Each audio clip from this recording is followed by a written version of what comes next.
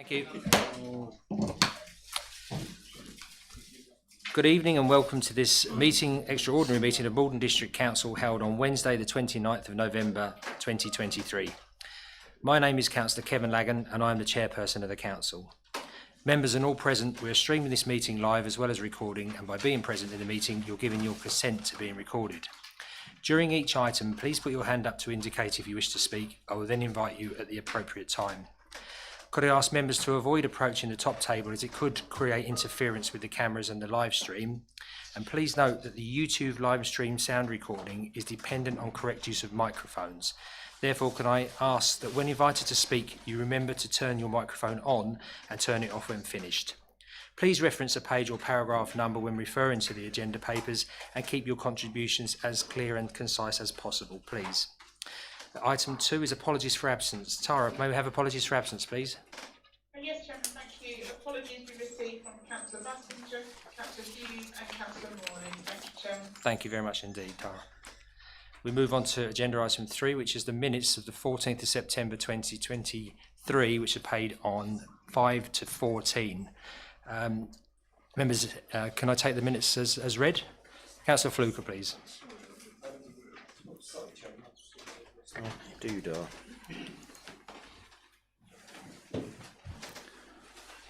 Sorry, Chairman, I've dropped out of Civica, so you just have to let me, if you don't mind, Chairman, I'll just log back in. Okay. Good evening.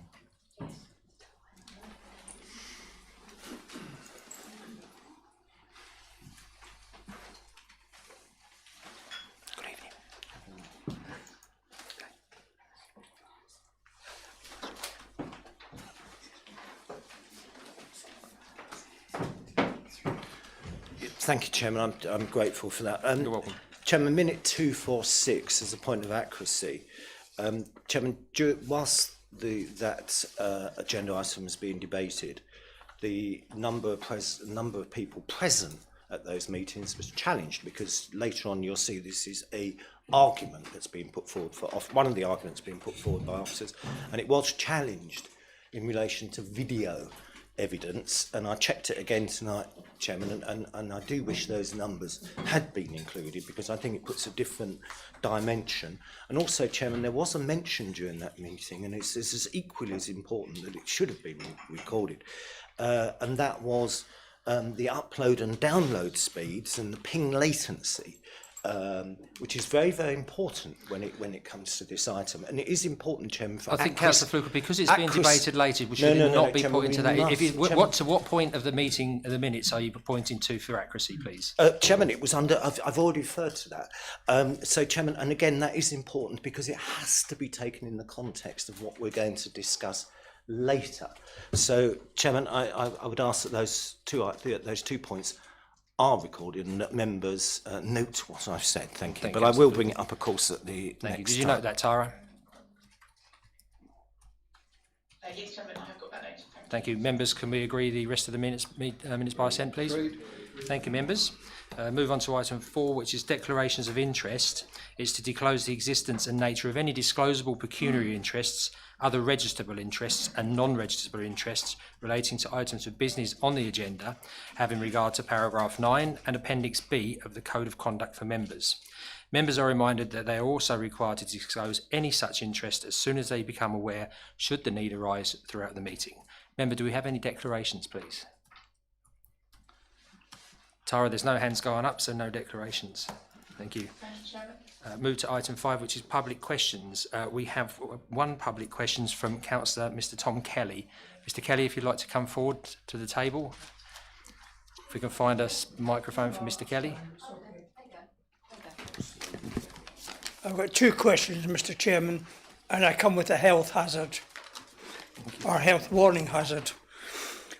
Why doesn't MDC encourage Anglian Water, especially in the overall current sewage crisis, to provide a much higher level of antibacterial protection in Maldon's rivers than current levels, irrespective of the minimum level set by the Department of the Environment at government level, thus giving river users, and especially Maldon mud river users and the mud race users, competitors, better health and well-being standards.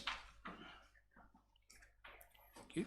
Okay, would you like me to do the second one? I think we do both together. Yes, please, Mr. Kelly. Why hasn't there been an increase in the permanent staffing level at ground level for areas such as the 3 cemeteries?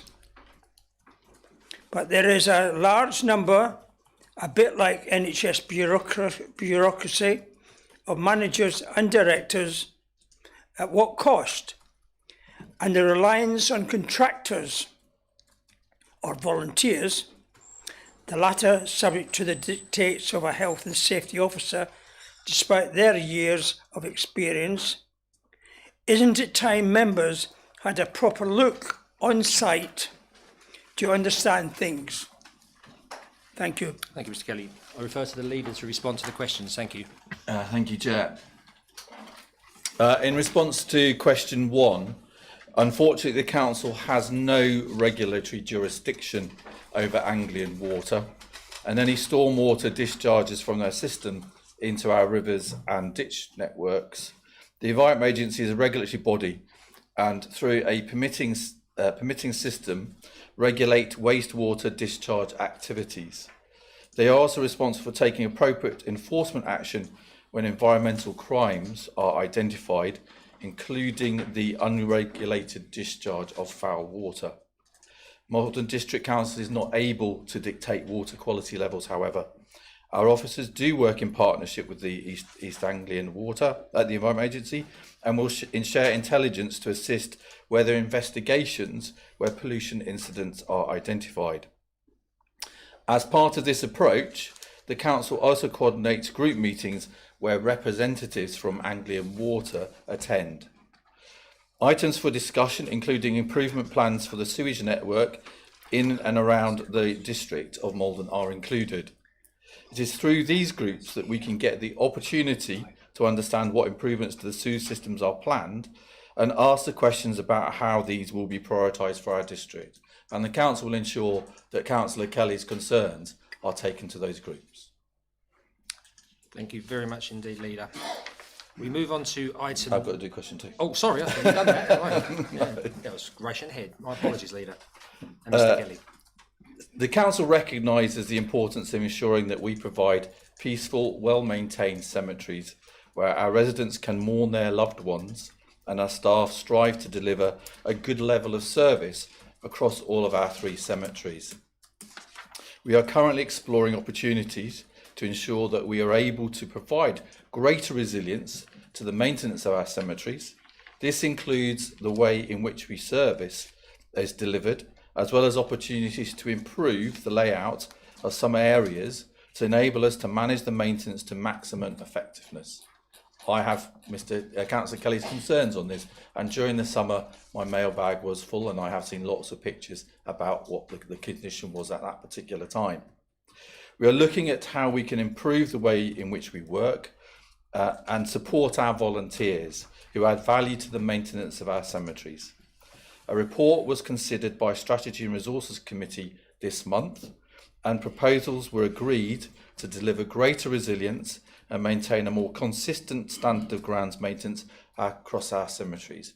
We have to ensure that our cemeteries are a credit to the district and to those that rest there, and it's something that I will ensure that we continue looking at and continue and to improve the standard of the service that we've been providing.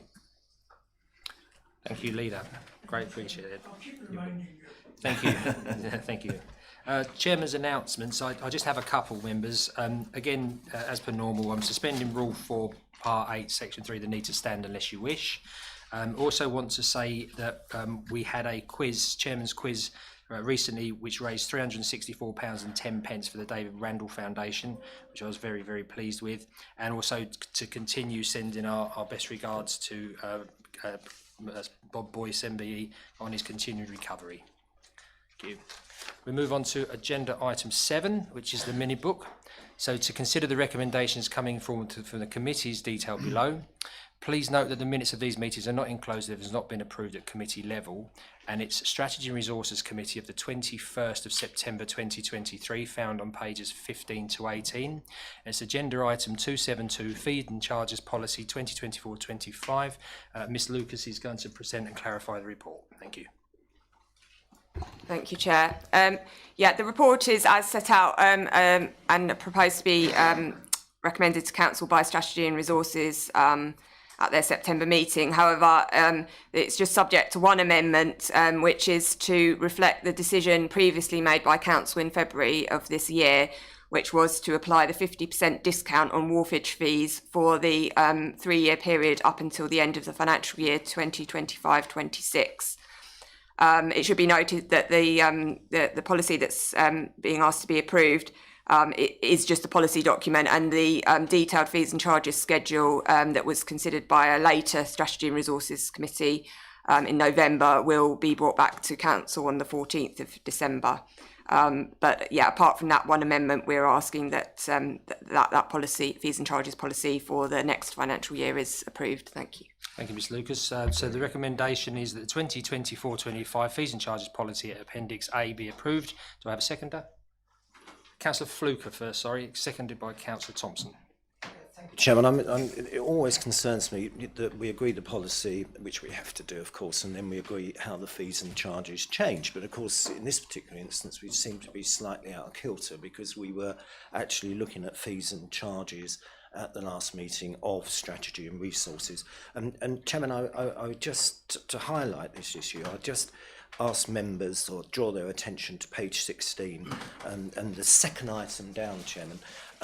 It's marked up in red, and Chairman, and for those that haven't found it, it says proposed policy for 24-25, minimum of full cost recovery and in line with other authorities. Now, Chairman, a proposal is being tabled at Strategy and Resources to increase the green bin fee by, I can't remember what it is, but it's certainly over £10 per annum. I beg your pardon? It might be £20, somewhere between £10 and £20, which generally I see as a tax on recycling, which is not something that I think we should be doing. Councillor Fluker, just for clarity, we're Chairman, agreeing I'm that talking policy. We're talking. You're not. You're talking detail. It's been very clearly laid out. Chairman, it's talked out. Thank you, Councillor Fluker. We're talking about recommending not the individual items that are on there. When it comes to council in November, Chairman, that's the time when we will go through them. Chairman, what I'm saying to members is we are discussing policy, and the policy on here is what I'm questioning. I'm not questioning the charge. I'm really mentioning the proposed increase in charge to give good prejudice to the fact that we are talking here at full cost recovery, Chairman, and I think you'd be delighted to know that that service generates a surplus of over £350,000 a year already, and that, Chairman, I would propose that we remove the words "and in line with other authorities," because some authorities do charge more than us because they're not so good at providing the service from a fiscal point of view. But, Chairman, otherwise you will be seeing the green bins going up. And Chairman, I've just realised, and I'd hate Mr. Crouch to choke on his drink, but I should maybe have asked for a dispensation because Mrs. Fluker has a green bin. But Chairman, this highlights when we accept a policy through this document, how that can impact when we look at the charge. So, Chairman, I have made a proposal and I'd ask you to put it to council. Thank you. You have made a proposal. Is that proposal seconded? Okay, so what we actually have one recommendation which was seconded by Councillor Thompson. Did you second that proposal? You did, Councillor Thompson, I believe. Yep. So what we need to do is we need to vote on the first proposal, and then if that fails, go on to the second. Councillor Durham, you wanted to speak. I might point out in relation to the comment in line with other authorities, some authorities don't charge for their green waste at all. Yeah. Thank you. Okay, members, so we'll go for the substantive motion first of all. The first recommendation is that the 2024-2025 fees and charges policy at Appendix 1 be approved. Can I have a show of hands? 4? So it's 1, 2, 3, 4, 5, 6, 7,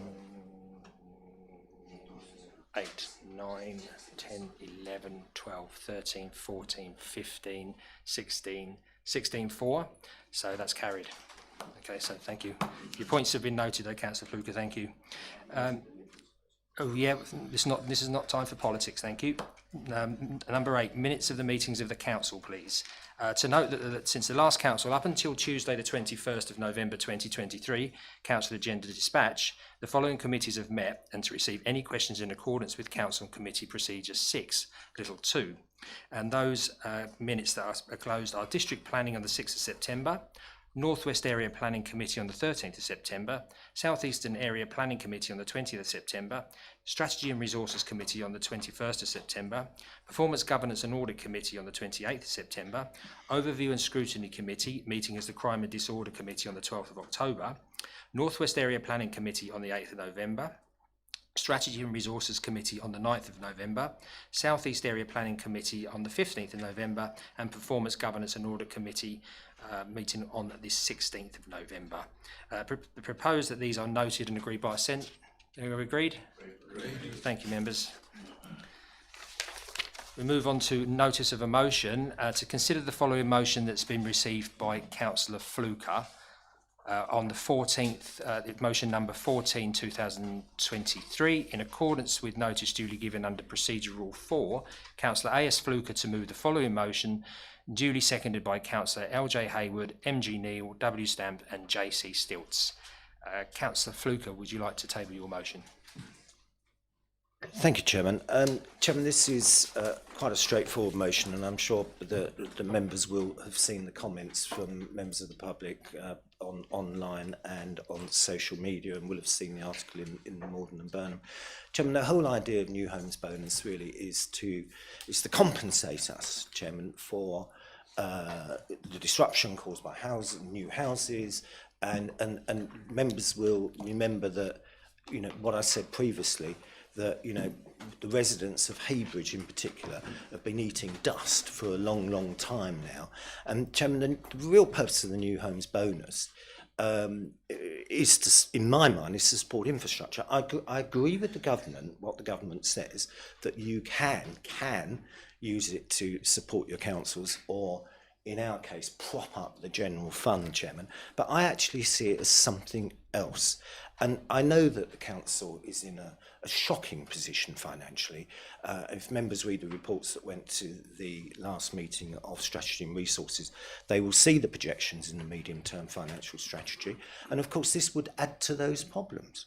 But if we address all of these issues together, the shortfall in the MTFS and taking out the New Homes Bonus, if we start doing that now, we really do have a chance that in a couple of years' time, if that bonus is still coming into this council, and it will be, it can be spent on infrastructure in everybody's ward, which is what we need to do. We need to prime some of these projects.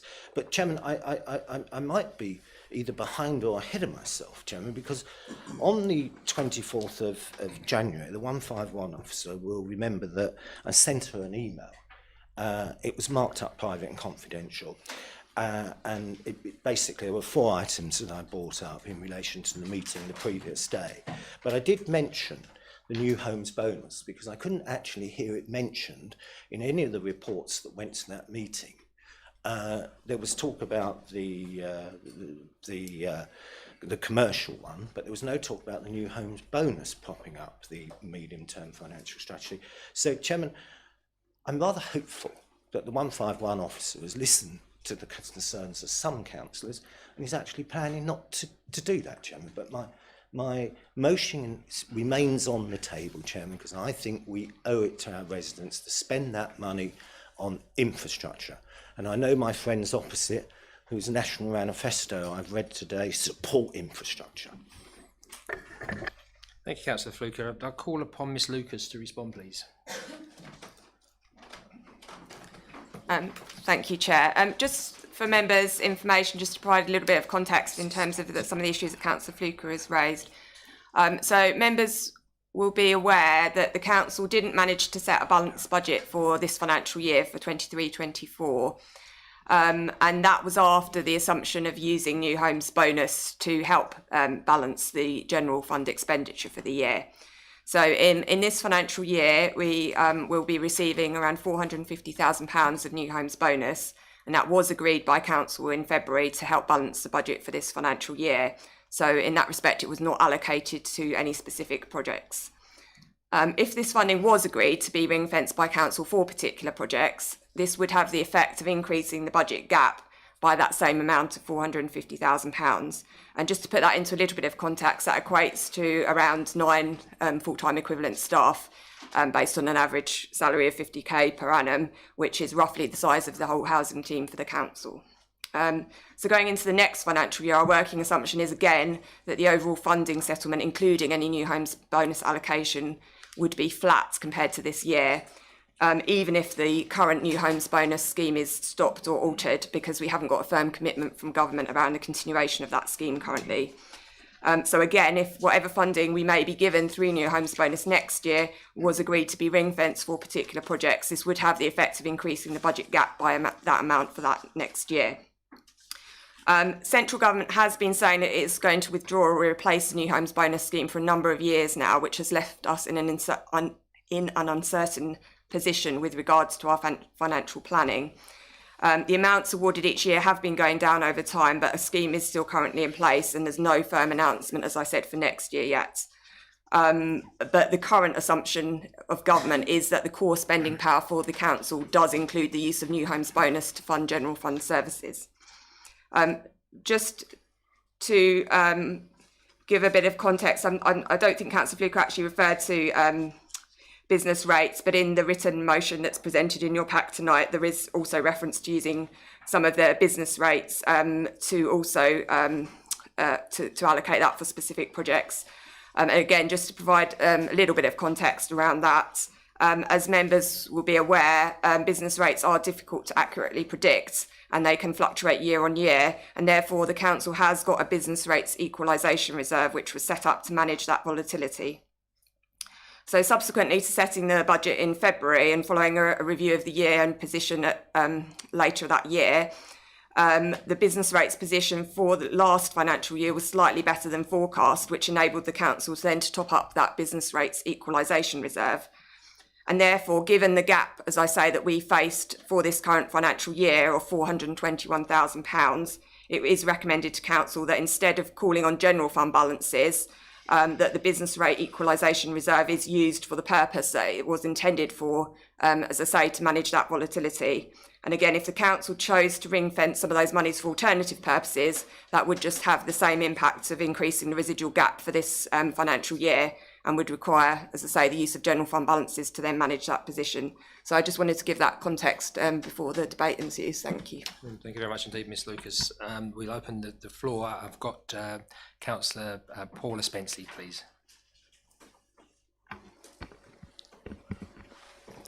So, first of all, I want to say how deeply touched I am by Councillor Fluker's reference to Heybridge and his deep concern for all the residents who live there. But based on that concern, I'm going to explain to him now why I think this is such a bad idea.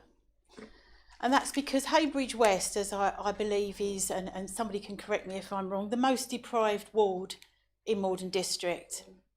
Oh, it could be possibly Maldon, but there's a bit of debate about that. It's not Southminster, I don't think. But anyway, it's very deprived. And because of that, we rely very heavily, my residents do, upon the services that this council provides. And actually what we're talking about here, in realistic terms, is increasing the budget gap and making more cuts.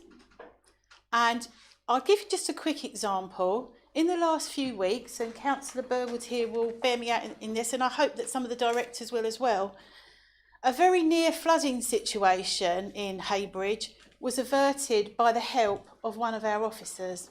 That officer, who I cannot name in here because it wouldn't be appropriate, is on a temporary contract. And I know what will probably happen to said officer with all her expertise if these cuts had to be made. And I hope that we think about the context properly. I mean, in my role as a district representative, on the Health Overview and Scrutiny Committee at Essex, I recently found out, for example, that we have more, by far, unspent NHS Section 106 monies than any other district in the county. And bearing that in mind, should we really be thinking about cutting away our officer resource at a time when we need our officers to fight and push for that infrastructure? We've got projects in this district which have not been realised, which should have been realised long ago. As a reporter, I saw the enthusiasm. I had more hits on this than any other story for the playground in the sensory garden to be created from Section 106 money. That has never come forward. So whilst I do appreciate the very laudable sentiments of Councillor Fluker, and he can come along and meet my residents anytime he likes, I have to say, I don't agree. Thank you, Chair. Thank you, Councillor Spenceley. Councillor Durham, please. Sorry, did you have your hand up, Councillor Durham? I did, thank you very much indeed. My hawk-eyed assistant here. Chairman, New Homes Bonus was introduced in 2010 by the Conservative Liberal Democrat coalition government, and it was introduced interestingly at the time when the RSG started to be reduced. So I think it was a way that the government intended to put money back into local government. In effect, it was taking with one hand and giving with the other. And it was in the sort of thinly veiled reward for building new houses. That's where New Homes Bonus came from. Many authorities, or some authorities I should say, were in a financial position where they could ring-fence New Homes Bonus, but many were not. The majority of authorities that didn't have other income, commercial income, such as Maldon, have to use the New Homes Bonus to balance their books. And unfortunately, had we been in a better position, we might have been able in the past to have ring-fenced New Homes Bonus for different projects. But we're not in that position. And in fact, as Ms Lucas has pointed out, the future of New Homes Bonus is far from certain. And I think that there is a good deal of speculation that its days are numbered, and to be quite honest, I think they probably should be. So unfortunately, we are in a position where we have to retain the New Homes Bonus in order to balance our books. Otherwise, as Ms Lucas has said, we've got to find that money from elsewhere. Strategy and Resources debated some very difficult cuts, and if we have to increase those by another £400,000 plus, it's going to be even more unpalatable. Thank you, Councillor Durham. Councillor Stamp, please. Yeah, thank you, Chairman. Forgive me and everybody if I've got incorrect facts. I don't think this council's balanced a budget for quite some time. They've always dipped into the reserves. No? Yes? Whatever? So I actually do agree with Councillor Fluker. I know that I take on board exactly what Councillor Spenceley said, but the NHS infrastructure money, we have got no control over how it's spent. That's down to the NHS. So to me, that's actually quite a bit of a red herring for this debate. I actually do agree we should be putting money aside for the infrastructure. We are getting absolutely zero mitigation of infrastructure in many areas of this district, and I feel strongly that we have got to make cuts. We should have made cuts years ago, but we didn't, for whatever reason. There wasn't a balanced budget last year. I'm sure there wasn't.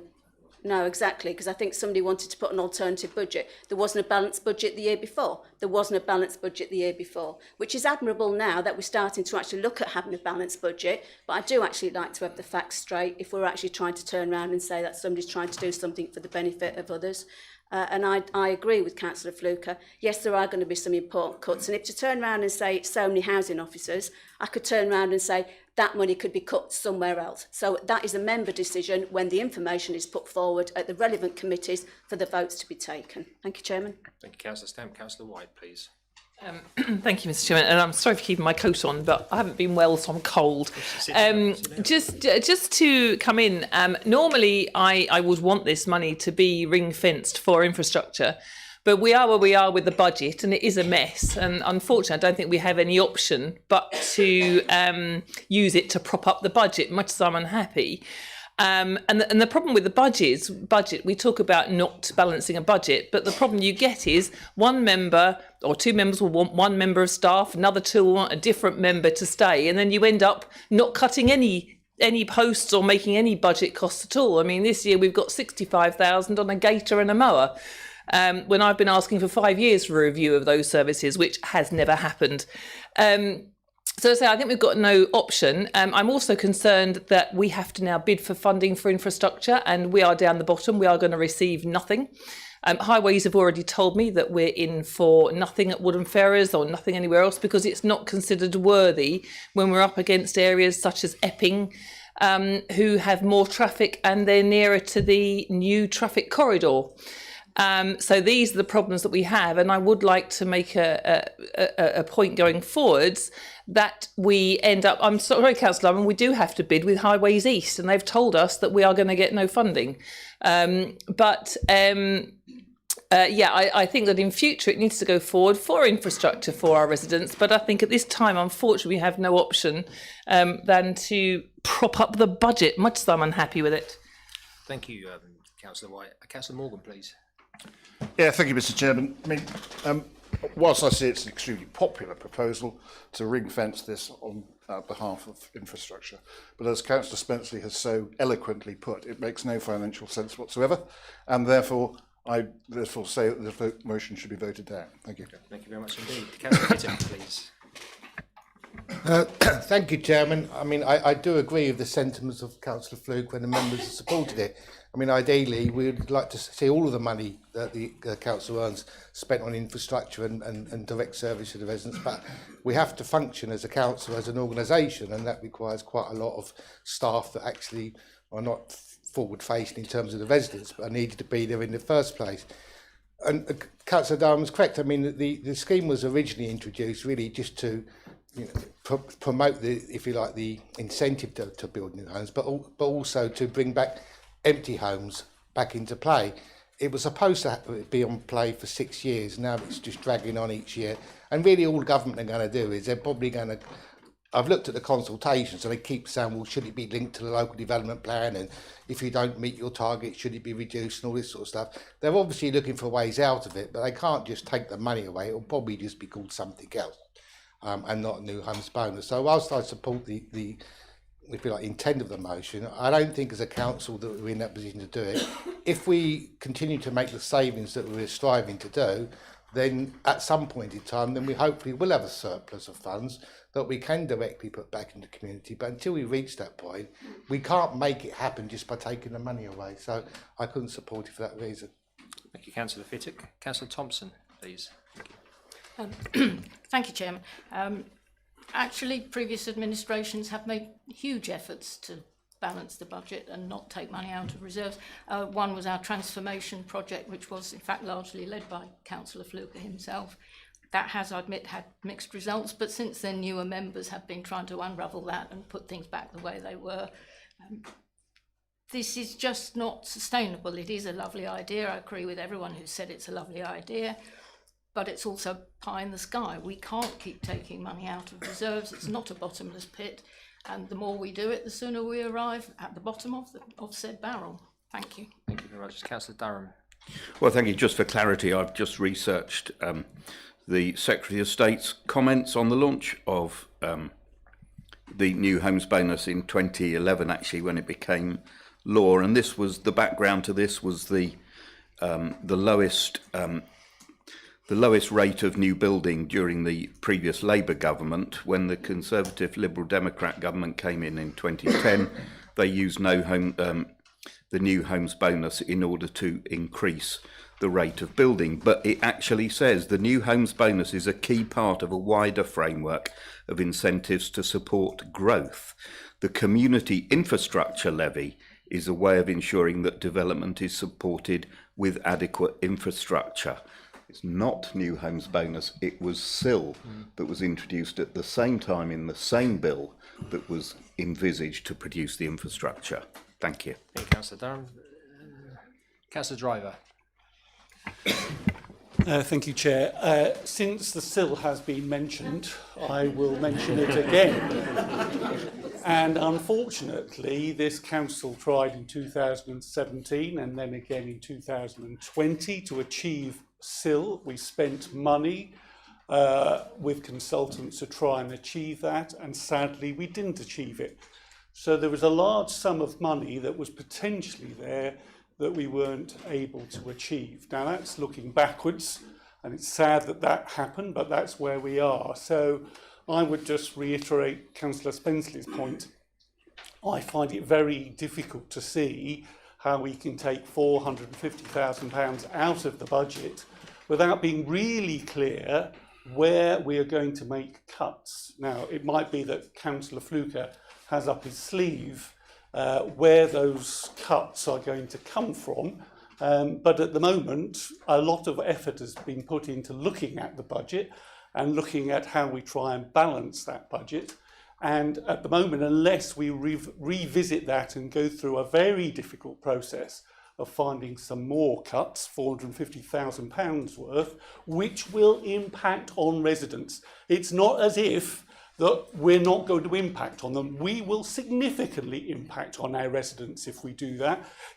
You know perfectly well, Councillor Fluker, that actually we are very committed to infrastructure, very committed to it, but it's got to work. We can't just simply slash the rest of the council budget and impact on many, many residents in order to achieve this particular aim.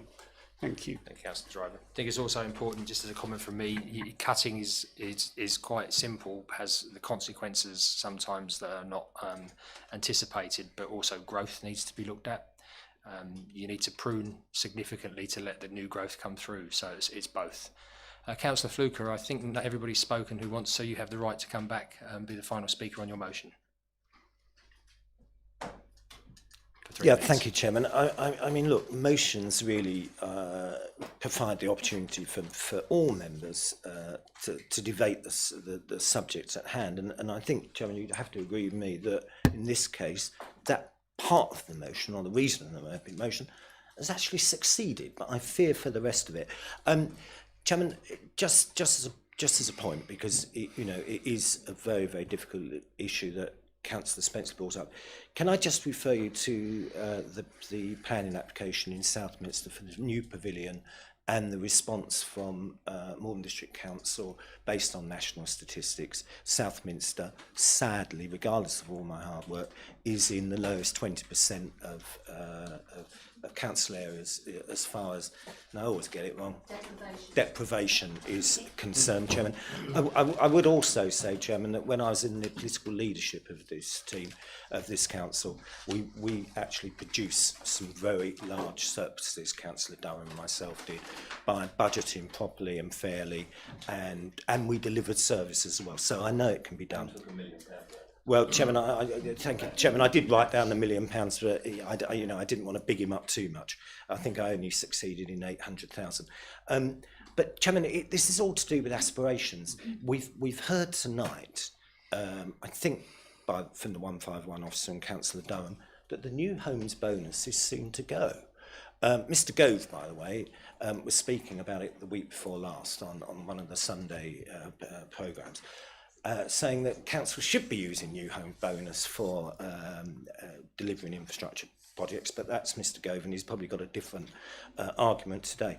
But the whole idea of this is to try and make us all think about alternative budgets and what we're going to try and do. Now, we can't, based on what we've been told tonight, we can't include the new homes bonus in the MTFS from year 2 and 3 looking forward. It appears to me that we really don't know whether we're going to get this. I suspect we won't. It'll probably be dressed up in something else and it'll all be lost to other people as part of the county-wide, whatever it is. The other thing is, Chairman, we keep talking about we can't take out 456,000 quid out of the budget, but how many people in this chamber actually know how much it costs to buy non-statutory and discretionary charges? I've been banging on about having a costed corporate plan. that got lost. That got lost in the ether of the committee system, and something Councillor White and I have had a discussion about because it was agreed. Councillor Fluker, just to remind you, you're just summing up and your time's nearly up. I am summing up, but these are time's all, nearly up, Chairman, thank you. I haven't had the benefit to listen to the tape yet, but these are all things that people have touched on, so I think I can mention it. Well, within the time duly given to you within the Constitution, Chairman, so I'll allow an I've extra almost minute. finished. Thank I've you. almost finished. But Chairman, I hear what you say about costs, and I hear about what you say about cuts, Chairman. But the latest authority to declare itself skint was Nottingham today, and they've admitted that they should have started this process properly 5 or 6 years ago. We don't have adult and children's social care affecting us. We don't have any strange projects on the go like Thurrock. Chairman, you know, I accept and totally respect all the comments made on this, but it's a bigger picture, Chairman, and it's something we should be thinking about. It's no good saying we've got a budget now, we're going to be fine in 3 years' time. £1.5 million deficit, believe me, will go to £2.5 million, even if the interest rates drop by 2 points. Chairman, I've put my motion, and I'm grateful. Thank you very much indeed, Councillor Fluker. Members, the motion's been put, the motion's been debated, so therefore I call for those in favour of the motion. Is that seconded? Thank you. Recorded vote, Tara, has been requested by Councillor Fluker, seconded by Councillor Stamp. Thank you, Chairman. Thank you. Are you happy for me to go ahead and take that? Certainly. Thank you very much. Thank you. Members, so we're voting for the Councillor Fluker's motion as put. If you could indicate for, against, or abstain when I call your name, please. Starting with Councillor Bown. Against. Against. Councillor Burwood. Councillor Bell's here. Sorry, Councillor Bell. Oh, sorry. Apologies, Councillor Bell. Sorry. Councillor Bell. Against. Thank you. Councillor Bams. Against. Councillor Burwood. Against. Councillor Driver. Against. Councillor Durham. Against. Councillor Fittock. Against. Councillor Fluker. For. Councillor Hayward. For. Councillor Jennings. Against. Councillor Lagan. Abstain, please, Tara. Councillor Lay. Against. Councillor Laybourne. Against. Councillor Miller. Against. Councillor Morgan. Against. Councillor Neal. For. Councillor Pratt. Against. Councillor Shaughnessy. Against. Councillor Siddle. Against. Councillor Siddle Norman. For. Councillor Nick Spenceley. Against. Councillor Paula Spenceley. Against. Councillor Stamp. For. Councillor Stevens. Against. Councillor Stilts. For. Councillor Swindle. Against. Councillor Thompson. Against. Councillor White. Against, but only because the budget's so bad. Thank you. Councillor Whitfield. Against. Thank you. Chairman, the results of that are 6 for, 21 against and 1 abstention. Thank you, Chairman. Thank you very much indeed, Tara. So that motion fails. So thank you, members. A very robust debate. We move on to agenda item 10, which is questions in accordance with Procedure Rule 6, 3 of which notice have been given. I have not been given any. So we move on to item 11, which is the South Eastern Area Planning Committee Management, which is found on your agenda papers 19 to 26. And members, following adjournment at the council meeting on the 14th of September 2023, minute number 246 refers, minute extract enclosed, to resume debate on the report of the Director of Strategy and Resources. There's a copy enclosed. The member, as discussed at the agenda meeting, there was 2 proposals made in September and they will still stand and they were seconded. So those proposals were, they're found on page 19, little one, that members note the findings from the review and the issues set out in section 3.7 of the report, and 2, that members confirm the preferred option for future meetings as set out in point 3.8 of the report. Before I move further, Mr. Dodson, have you anything to add? Thank you. Thank you, Chair. I'm not going to reintroduce the paper because it was debated and deferred at the previous meeting of council. However, ahead of the debate resumption, I did want to give the latest view of officers on the South East area planning arrangements. The resource given to this work by IT and corporate staff is continuing to impact the delivery of other corporate priorities as we continue to troubleshoot the poor quality setup for live streaming. We've had 2 meetings of the South East area planning take place since the 14th of September that were recorded and published days after the meeting, not live streamed. They also had technical difficulties for live participants, including a request for a public participant to dial in that had to be advised the technology wasn't possible for this. During the day of the 15th of November, a senior member of our IT staff, an MDC committee clerk, the Burnham clerk and the external IT contractor for Burnham all had their resources diverted in an attempt to problem solve that the cameras weren't working when tested. This would have prevented the meeting recording. This is a frequent problem as the space is used regularly and equipment can be knocked or touched by people using the room, and this can affect the setup. At the council meeting on the 14th of September, it was advised by members that Burnham IT staff were installing broadband and the debate was deferred to allow for a solution to be put in place. Maldon District Council staff have been in regular contact with Burnham staff who have attempted to address the broadband provision, but unfortunately internet suppliers have been unable to locate or confirm ability to set this up at the site.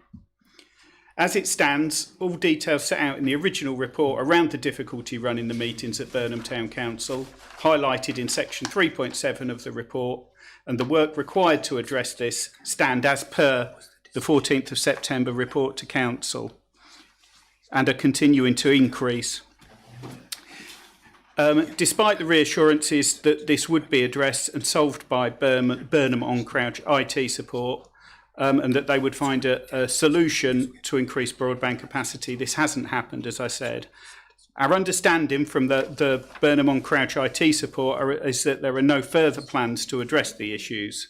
And even if broadband capacity was addressed, there's still a requirement for local support and a sound system in place, which doesn't seem to be on the work plan for Burnham IT staff, and the ongoing issue that equipment is often disturbed, leading to set-up issues.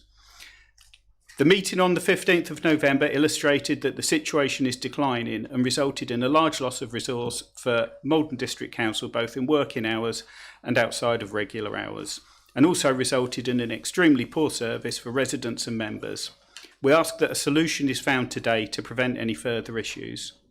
Section 3.8 of the report sets out 3 options for members' consideration to confirm a future approach for meetings of the South East Area Committee. Members are asked to keep in mind this update and the draw that continues on MDC resources whilst reviewing the options. If we are to continue streaming from Burnham Town Council, as shown in option 2, resource to support these meetings at a cost to the council's budget will need to be put in place. Thank you, Chair. Thank you very much indeed, Mr Dodson. Members, we need now clarity or point of order. And what is your point, please? Well, just firstly, it would be useful to have that verbal report in writing, bearing in mind how long we've known those. But Chairman, it's particularly, it's on page 22, bullet number 2. Chairman, That's not really a point of It clarity. is, Chairman, it is because because you have the right to come in as part of the debate. It is, Chairman, because it says on the right hand side in bullets, and I think this is important. It says an additional 45k per annum required for MDC ICT officer.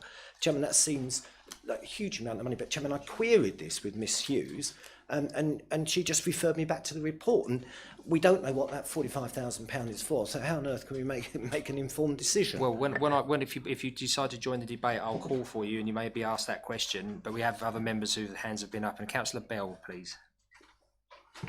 Thank you, Mr Chair. We have today an update from Burnham Town Council, and that update says that they've now commenced work to upgrade the internet connection, so I'm not entirely sure where Mr Dodson's information comes from. If not in place by December, it will certainly be in place for January, that required upgrade. And BTC also, which I think is very kind, have offered a proposed cost saving of £60 for the room hire, which will be the removal of the provision of a staff member, because we can actually use the key safe and let ourselves in, and they will set everything up for us in the afternoon before they leave. So in light of this information and the importance of democracy and holding the meetings locally, and I think that's evidenced by the number of people we get attending the meetings at South East, I would like to propose, members, that we go for option 2, which is to retain the service. Thank you.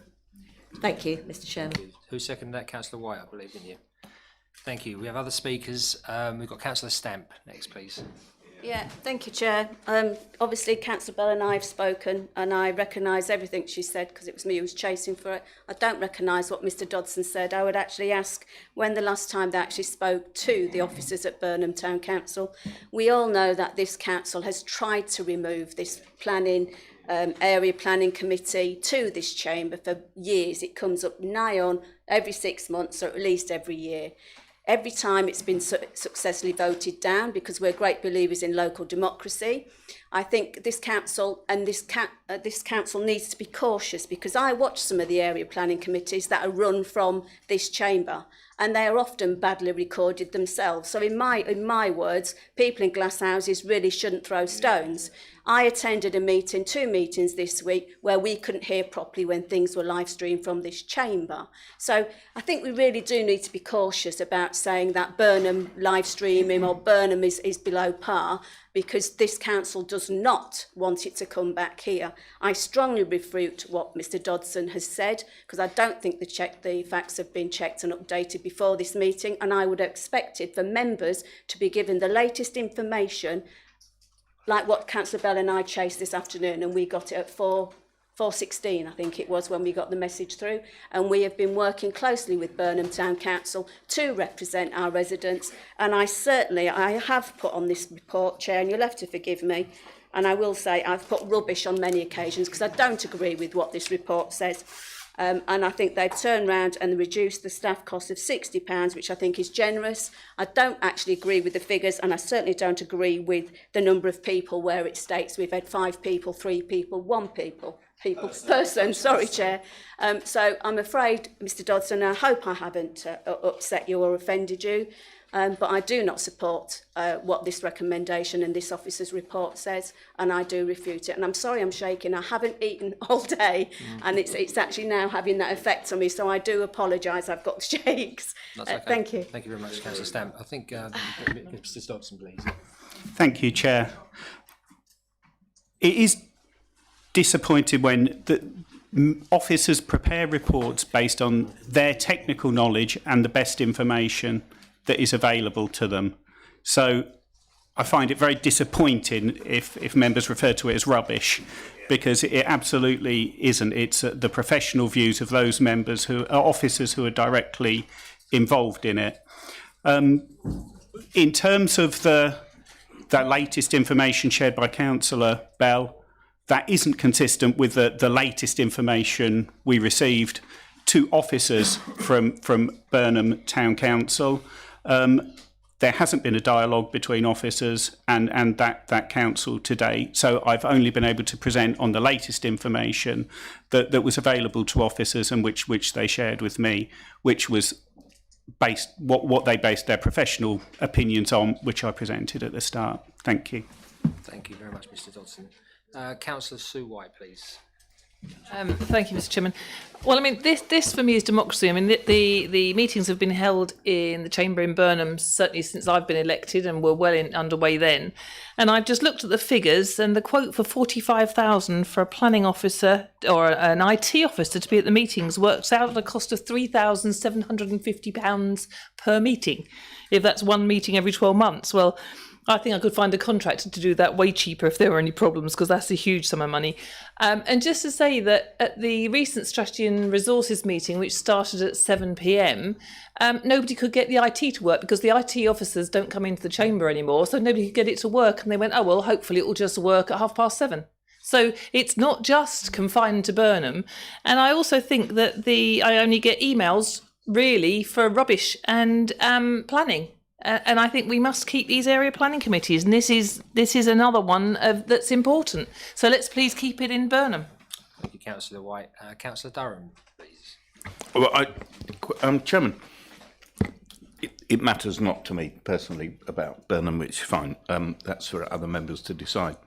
If it's a question of insufficient bandwidth, has anybody thought about Starlink satellite, which is available across high-speed internet that doesn't rely on any cabling? And I'm sure Elon Musk will, I'm sure it will entertain him of an evening watching South East planning through his system, but it is something perhaps that could be considered. Well, I don't know how to respond to that, so I probably won't. Councillor Thompson, please. Well, thank you, Chairman. I'd have to be a bit more serious after that. I wish I didn't. But It's a serious point. given the, of course, Councillor Durham, given the discussions we've just had on the new homes bonus motion, I'm afraid I've got to say that any saving is a saving, and we need to make it if there's any hope ever for that particular aspiration. And so unless someone can show me their actual savings by holding it at Burnham as opposed to costs, I remain unconvinced. As regards local democracy, we are all here, when we sit as local planning authority, we're all here to represent the whole district, not our wards, not our local residents, the whole district. And also, poor old North West, the people in Tollesbury and Wickham Bishops and all around our area where we're based up north, they don't have local democracy, not in that sense. They feel it's right, they come to Maldon if they want to. And I just can't see any expenditure for a maximum of 13 people who might, for all we know, live in Latchington and be nearer Maldon than they are to Burnham. I mean, who knows? So I'm afraid with that lot added together, I couldn't support keeping it at Burnham. Thank you. Thank you, Councillor Thompson. Councillor Bound, please. You're up. Yeah. No, I was only going to re-emphasise what Councillor Bell said, but the message from the Chief Officer of Burnham Town Council was that it will be definitely, but the word was definitely, if it's not December, it'll definitely be January, will be upgraded, the system. And then the other thing is about the costing, the 45,000. I do agree with what Councillor White said. That seems a preposterous amount, and how you come to that amount. Okay, thank you, Councillor Bound. There was a question in there, how would it come to that amount? I don't really think that can be answered. Sorry, yeah, the 45,000. I will have to. Could I? Mrs. Cardy's online, who should be able to answer that question. Okay, thank you, Mr. Dodson. Mrs. Cardy, I don't know if we can get the connection through. Good evening. Evening, Chair. Did you hear the question from Councillor Bound? If you could just repeat it for me, so Thank you. that's very clear. Councillor Bound, could you repeat the question about the 45,000, please? Yes, how do you get to £45,000 a year to run the meeting in Burnham Town Council chamber? Pardon? For IT. For an IT officer, yeah. Thank you. you. Seems incredibly high. Thank you. It is based on 0.6 of an FTE IT resource, an expert. It does, of course, include the actual salary cost plus on cost, which is what the full cost would be. It's based on the number of hours that we have provided IT expertise for over the course of the meetings being at Burnham. If this option is agreed on, we can review that amount of cost, but it will have to be a cost because unless obviously IT Burnham take over the management of this, there have been many attempts to ensure that we do get a full service, an IT service, but the problems remain, and that is diverting resources, which is often outside of hours and last minute. So that does inflate the cost to have somebody always available. Thank you. Thank you very much indeed, Ms Cardiff. To answer your question, Councillor Bowen. Well, not really. It's I mean, you're telling me. So, how many hours are we talking about per meeting for this IT person to then sort of get it down to what the hourly rate is? It seems incredibly high hourly rate. You certainly can, Mr Dodson. Thank you, Chair. I think that also includes the expertise and the input from people like the lead specialist IT, who's been drawn on to resolve this issue. So it isn't purely one member of staff that's been dealing with this. It's drawn on the team to date. So that's included within that calculation. Thank you, Mr Dodd. Thank you very much indeed. Councillor Siddle Norman, please. Thank you. I have got on this council in 1995, and you've been trying to do this in Burnham for that length of time. Now, it's my idea that councils aren't just about budgets. They're about people's lives. In our area, we are very proud of our Dengie. The people are very proud of the Dengie, and they're very proud of their planning laws and their opinions of what goes on. And one of the things that they do, they come to the Burnham Town Council, which is the centre of our Dengie, actually, to give their points of view, residents, not just councillors, to tell people what they want the council to know before they vote. Now, to get there, they have to use a car, most of them, because the Dengie is quite a large area. Now, we're not just talking about budgets, we're talking about environmentally friendly situations. We actually, at the end of the day, if we really wanted to, we could go to and get rid of everything here and go to Chelmsford. But we're not. And we don't want that to happen in Burnham either. So I ask you to put all your ideas on budgets to the value of the environment, people's cars, and their self-esteem as to whether they actually own what happens in their district. And they voice it at Burnham. They don't want to voice it at Maldon. Thank you very much. Thank you very much indeed, Councillor Siddle Norman. Councillor Fittock, please. Thank you, Chair. I mean, it's a difficult one. I agree with the officers. At the end of the day, you can't just throw money down the pit forever. And I understand how the costs are calculated. They're based upon what we've happened in the past. But obviously, if a solution is found that is efficient in terms of the broadband speed and the sound, then the cost won't be that number that's quoted in the report moving forward. So this is really looking at, if you don't do anything, this is what it's going to cost the council. I remember watching a video from Essex County Council at the local highway panel, and I think it was a no-through sign was something like £40,000, wasn't it, to put a sign up. Because of all the process you go through to get it, the officers' time and going for the local highway panel. So sometimes things cost a lot more than we would think they would do if we were doing it ourselves. That's just the way that councils work. It can't be avoided. So I think the problem is that we're in this conundrum now. We've got the Burnham on Council saying they can resolve the problem, and we've got a report in front of it that speaks historically to the cost.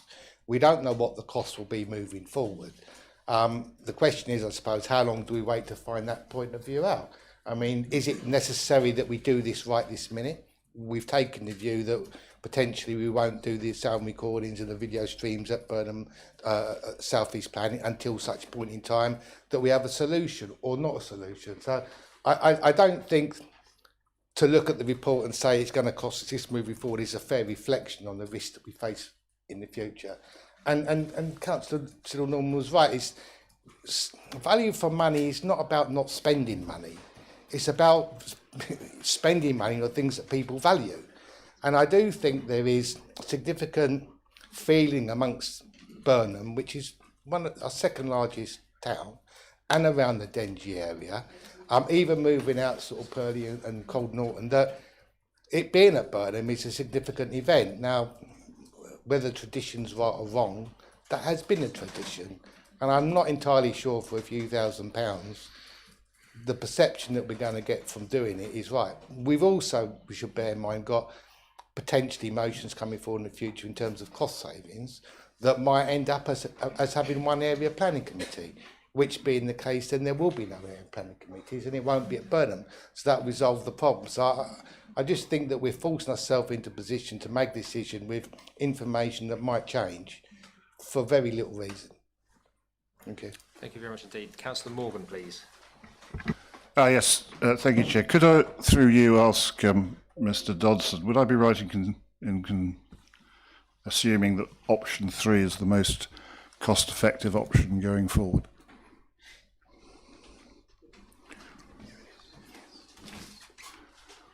You can. Yes, that would be great. Thank you.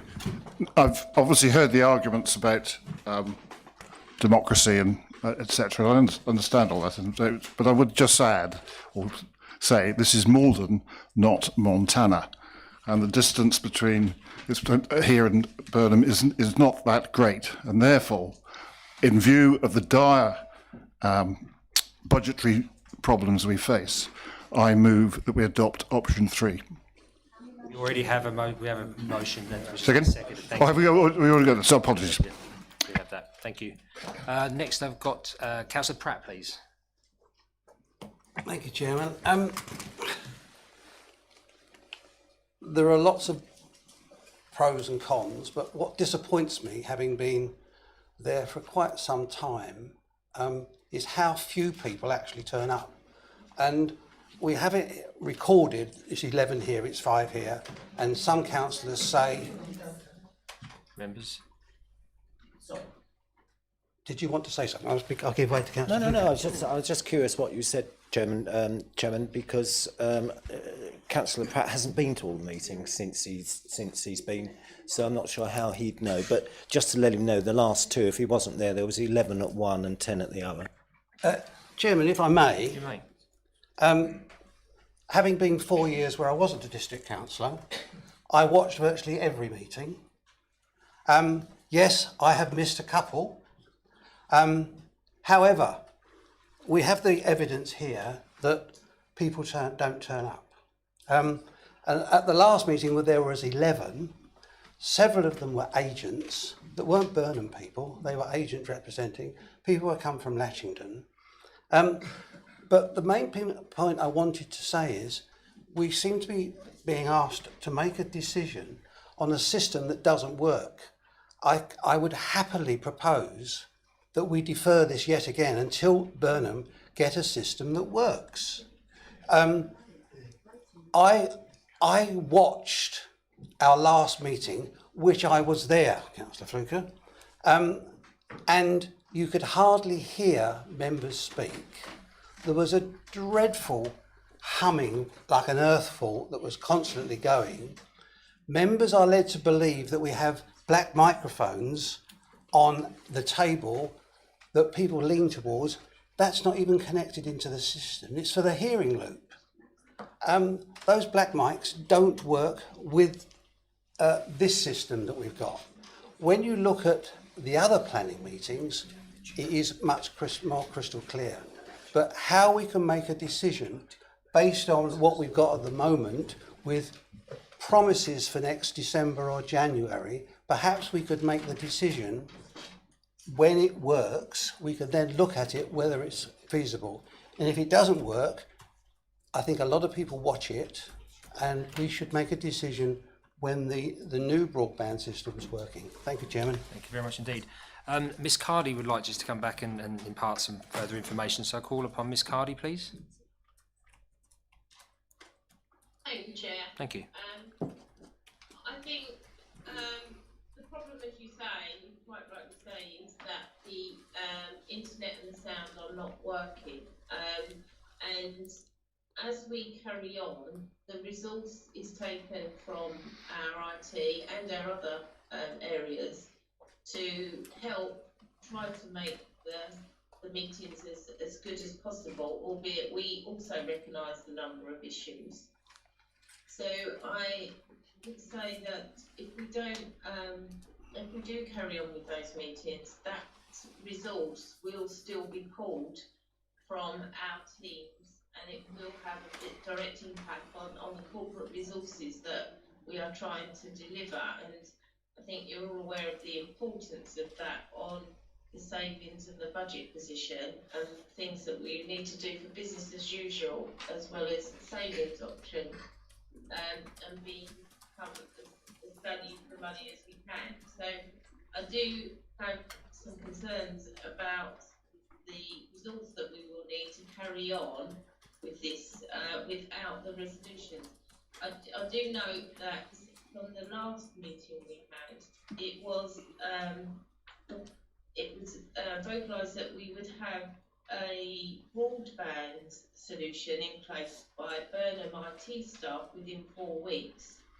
We have passed that deadline, and I still have not heard a date from which we would have broadband, unless I've missed it, apologies. And even so, if that was the case and it was resolved, there is still the sound issue that we don't currently have a resolution for. So I think we all share the same concerns that the customer service that we're providing is not adequate, and we are all very concerned about that.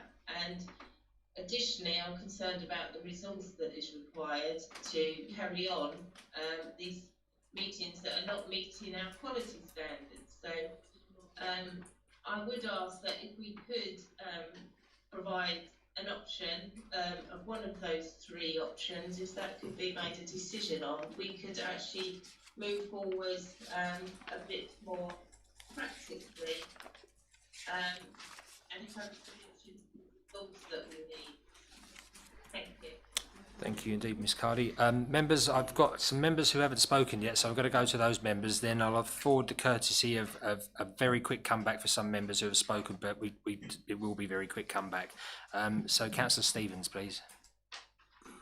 Thank you, Chair.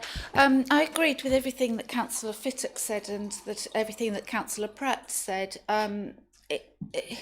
It doesn't feel right to wrench this away from people.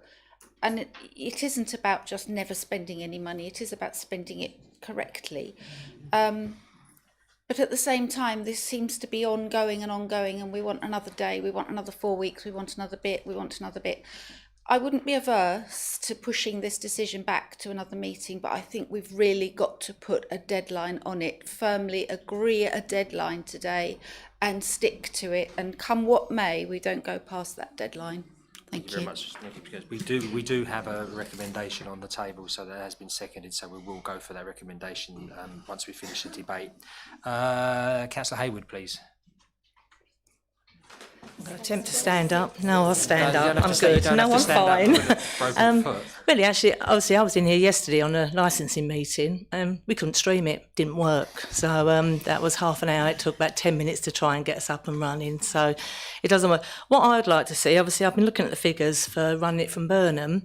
How much did it cost to run it from here? Because we must have an IT person on there at the moment, so that's costing us. So how much do all our meetings, like a planning meeting, cost from here? Because we should have that, because you're saying 45,000 from Burnham, but how much did it cost us to run a planning meeting from here? So that should be on the report to say how much it's going to cost us, and it doesn't. So what are our costs from this building? Because if it's almost the same, then we might as well start Burnham, which is what everyone wants. Thank you very much indeed. Do we have those costs, or is it something we could share later? Mr Dodson, thank you. Thank you. I don't have the costs to hand. It was my understanding that these were additional costs, though, over and above the cost of operating the meeting normally. But I will qualify that I would like to check. Is it an additional 45,000? The report does state additional. Thank you very much indeed. Councillor Stilts, please. Thank you, Mr. Chairman. Councillor Hayward has said some of what I was going to say, and yesterday's meeting was terrible. We could not live stream it, we couldn't record it, and I believe Mr. Quelch said that it wasn't legally required to record that meeting. So we are talking about a legal requirement to record planning or not? So that would be one question. The other thing is, I have complained several times where I've listened to the YouTube recordings of these meetings. You can't hear councillors, the mics don't work. We were on a meeting the other day. On Teams, you could hear a councillor in this room, but you could only hear every other word of what she was saying. So when we're looking at Burnham's recordings being really poor, why are we not looking at this IT as well? Thank you, Councillor. Mr. Quelch, please. Let me just... it is right what Councillor Stilts said, but she's taken me out of context. And context is very important. That was in the context of whether the meeting could actually go ahead legally. And I'm sure Councillor Durham will confirm that. The council has made resolutions about matters of streaming, live streaming and recordings on YouTube. That's a different issue to what's legally required. In relation to the licensing committee, there was a hiccup. Councillor Durham, as the chair, wanted to know whether the meeting could go ahead legally without recording. So the context of my statement isn't relevant to what's been said in this chamber. Thank you for clarifying that, Mr. Quelch. Mr. Dodson? Thank you, Chair. I just wanted to make a couple of observations. One is that I think overall the quality of streaming and recording from this chamber generally meets the quality standards that the council looks for and sets. Yes, there are isolated incidents when things go wrong and they're addressed, and the team address them. So I think it's really important not to undermine the issues that we're talking about. The issues are the quality from Burnham and the cost. And the report makes no comment on the democratic discussion on the merits of whether it should be there for those local reasons at Burnham on Crouch. It simply sets out the issues with the quality of the streaming that this council set out that they wanted to provide for every meeting that the council runs, and it explains the issues and sets out options to deliver what the council agreed it would deliver. Thank you, Chair. Thank you very much indeed. Okay, so we'll just go back for some follow-up questions, but please, members, I've got you down, Councillor Fluker. Could I actually, yes, Councillor Fluker, you are next on my list. Thank you. Well done, Chair. It's been such a long time. Look, Mr. Quelch is absolutely right, but of course, you know, if there is no live stream in this chamber or any chamber or wherever, and the planning authority is sitting, then the meeting must go ahead. Otherwise, I fear that we will be appealed against for non-determination unless we can do it quickly. I think it also, look, clearly there's two trains of information coming forward here. I popped into the council offices last week and I checked the upload, download speeds and the ping latency and everything else, and it did look pretty good to me. Clearly there may be an issue with hardware, but look, you've got to understand that Mr. Dodson's report and a lot of what he said tonight is based on something that goes back to the middle of September, which is added to this evening. It would have been good if we'd got an update. And also I think Miss Cardy was reading from something, so if she had a report or something, that might have been useful. But I still don't, I brought this up as a matter of clarity right at the beginning about this 45,000 quid. I mean, we've heard from Miss Carty that it's 0.6 of an FTE, which means basically we've got a starting salary of somewhere around about £99,000, 0.6 of that. Later we heard that this was a certain amount of wage contributions from several people. But, Chairman, I really just wanted to drill into some of these costings because I think it's really, really important. So, I mean, £6,000 to purchase a Category 6 cable does seem a huge amount of money. Likewise, £525 to install it. I mean, if you want a Cat 6 cable put in anywhere, Chairman, it's certainly not those prices. The other thing, Chairman, sorry, are you there? Yeah. It talks in here, Chairman, that Maldon District Council are going to support Burnham Town Council on the whole of their IT provisions. Now, if that is the case, and it does sound to me as though it's moved on, so this report, again, probably needs amending, that would be chargeable. So we should be actually charging them if we're actually doing all their IT work for them. It does seem, and I go back to the 14th of September, it does seem that this was written some time ago, and since then things have moved forward. I think, Chairman, the £45,000, I mean, I think this is, I'm very confused. First of all, Mr. Dodson said that was looking backwards. Now we say it's looking ahead as per the report, but I don't really think that anybody can really believe that this meeting tonight is costing £3,500 for IT. It makes no sense, and that's what that equates to, 12 meetings at that figure, £3,500 per meeting. And Chairman, I think that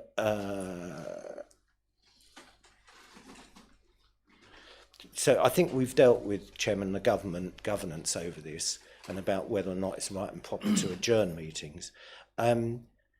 Chairman, I think everybody makes good points. I think that the council, the planning meetings have been held there since 1976, and up until June. I mean, in June last year, I think it was about 186 people streamed the meeting, and then since then it all seemed to go backwards. But you're quite right, we have been looking at this for quite some time. My view is, Chairman, for the municipal year, Chairman, I think there's only 3 or 4 meetings left. I mean, I know you've got an option on the table. Maybe we do need to revisit this, but not until we've got some firm, actual, defendable costs, because clearly there's something wrong in the costing tonight. And it may be, Chairman, that we defer this until the start of the next municipal year, but we really do need to do something, because I think Thank you, Councillor Fluker. I'm going to move to, I nearly said Councillor Kevin Jennings, and my apologies, Kevin, to Mr. Jennings, Councillor Jennings, because you haven't spoken, so could you please? Chair, in response to Councillor Stevens, Councillor Pratt, and what Councillor Fluker was just saying, there definitely has to be a deferral. Some of the options here aren't entirely relevant at this time, since many months have passed and technology does change quite considerably. Being a shop manager on Maldon High Street, my broadband is awful, so I can rarely take a Teams meeting to my head office, which is disappointing as well. So the problem does exist. The problem is very real. As Councillor Bell has received latest information regarding January as a possible setup, I think we should defer it until such time, and then we can get a further update and see whether things have changed at all with the streaming services available. Yeah, that's all I have to say. There is a deferral, definite. Thank you very much indeed. Councillor Durham, just a short Yeah, thank you. I will be very short. Councillor Thompson sort of inferred I was making a flippant comment. Starlink is available in Burnham. Costs about £400 for the equipment and is £75 a month, which gets you between 40 and 200 megabits a second. So there you are. Can we just get this in perspective, please? You've got the figures there. All year at Burnham, we had a baker's dozen people attending physically, 187 views on the YouTube streaming. That's a maximum. Northwest, couple of occasions this year have had in excess of 30 or 40. And we had a big turnout from Tolsbury recently. And I've just been looking. So the views for Northwestern Committee in September, 495 views. That was double what the District Planning Committee had sitting the week before, and again, even more than the council meeting.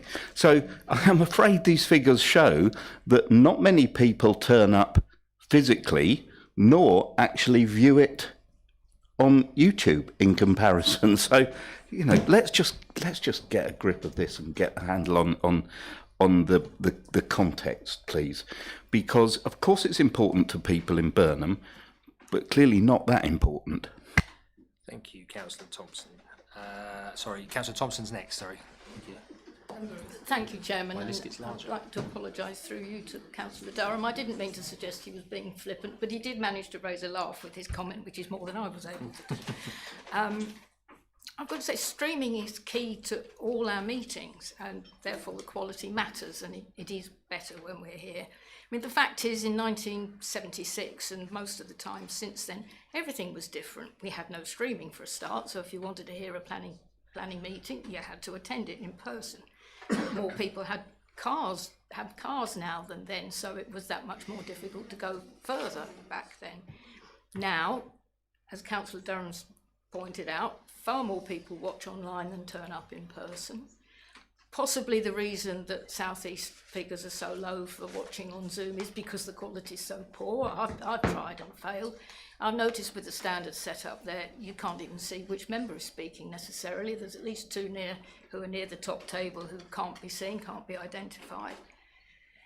So I would actually say, my own view, and I'm not going to try and make it a proposal because we've got so many to get through, actually, I think South East should come back here until it can be demonstrated that it can be streamed properly from Burnham, not the other way around. Thank you very much indeed. Councillor Siddle Norman. Thank you. Thank you. Well, they say that you shouldn't make a decision that you've already made up your mind about. My mind's been made up for 30 years. That in fact that Burnham is the important part for the planning meetings to be, and I ask you all to understand that sometimes what we believe and what we really is important to us is more important than money. Thank you. Thank you very much indeed. I just have two more members. I've got Councillor Stamp, and then we'll finish with Councillor Bell, please. Yeah, thank you. I think it's disingenuous what Councillor Durham said. He most probably had a contentious issue at one of his area planning committees. I've sat and watched his area planning committees like he has most everybody else's area planning committees, so I could actually watch mainly to see if the IT is working, to get evidence against what I was standing up to say tonight. Whether you agree with it or not, Councillor Durham or anybody else, Burnham on Crouch residents and the 18,200 divisional members that I represent, a lot of them want to keep it there. Whether they choose to watch it is down to them. And I don't take on board what you said about the number of people that attend. I've been there when it's been absolutely rammo over the years because of planning applications. So it's easy to cherry pick yet again what suits you when it suits you to say it. I don't support it being moved, and I won't support it being moved. We are democratically elected and we're representing our residents. And if this council choose to move it based on the evidence that we've got tonight, or the report which we've proved wasn't up to date, the information wasn't up to date, and if you're going to ask people to actually move and make decisions based on evidence, it really should have had an amendment, or a, what's it called when you get the thing coming up, addendum or whatever it is coming up later. And I'm going to shut up there because I think it's very obvious. Don't be rude. Thank you. Councillor Bell, and then we've finished the debate. Thank you very much, Mr. Chairman. Thank you everybody who has contributed to the debate. I think we've established a few things. We've established that unfortunately officers didn't have the most up-to-date information when the report was written. That can't be helped, and we did have last-minute information. We've established that IT officers, our wonderful IT team, work from home. They're not here, they're remote. So there's no additional cost for them going to Burnham because they're not here. And thirdly, we've established that meetings here are not streamed in high quality fashion, and indeed sometimes, often, there are major issues with the meetings being streamed here. So just taking all those factors together, I can't see a legitimate reason for moving it. So I maintain my position that we should go for option 2 and keep the meetings at Burnham, as we now have a guarantee from the staff at Burnham that we're going to have the IT in place that we need. Thank you very much. Thank you, Councillor Bell. Members, we've had a very robust and long debate on this issue, so we've got two recommendations on the report. I'd like to take them separately, if that's okay. The first... You've already got a proposal that was seconded by Councillor Bell. That was the first one. Yeah, but we've got to do first one. Note it. but that was the proposal, that's only a recommendation. of the Okay. report. So the So it proposal, is actually Councillor Bell's proposal that counts. which was supported by Councillor Stamp, was it? Yeah, thank you very much indeed, Clark. Chairman, yeah, just wanted to draw your attention that there were the proposals made at the previous meeting discussion on this. There was a proposal by yourself that put the recommendations set out in the report, and that was seconded. And there was also a proposal by Councillor Stamp that the report be deferred until Birmingham Town Council came up with definite solutions, and that was also seconded. So those motions are still also on the table. I just wanted to make you aware of that. Thank you, Chairman. Thank you. Mr. Quelch. Well, I understand what the committee clerk is saying, but when you look at the minutes, which is what counts, the minutes say it was resolved that the meeting was, that the matter was adjourned to the next council meeting, as I understand it. So whatever proposals were on the table, there was a resolution. I wasn't there at that particular meeting, so I can't recall what happened, but that's what the minute says. So we're now in a situation where that's been fulfilled. We're now back. But the reality was the resolution was as in the minutes. Now those minutes are either right or wrong, and I don't know. But that's what the minute's saying. Yes. So I think the situation is that you now have a new proposal, because that, with all the other proposals that were put in, whether they were dealt with rightly or wrongly, obviously I can't say, but that's what the minute says. But members are happy to take Councillor Bell's proposal. If you could repeat that, Councillor Bell, for the benefit of members and the committee clerk, please. Thank you, Mr. Chairman. I propose that we accept option 2, which is that meetings remain at Burnham Town Council. Thank you. Thank you very much. And that was seconded by Councillor Stamp, I believe. Sorry, my apologies, Councillor White. That's it. So, members, we need to put that proposal to the vote. Mr. Chairman, could I ask for a recorded vote? You certainly can. That's seconded by Councillor Stamp. Tara, did you get the request for a recorded vote, please? Yes, Chairman, no problem at all. Thank you very much.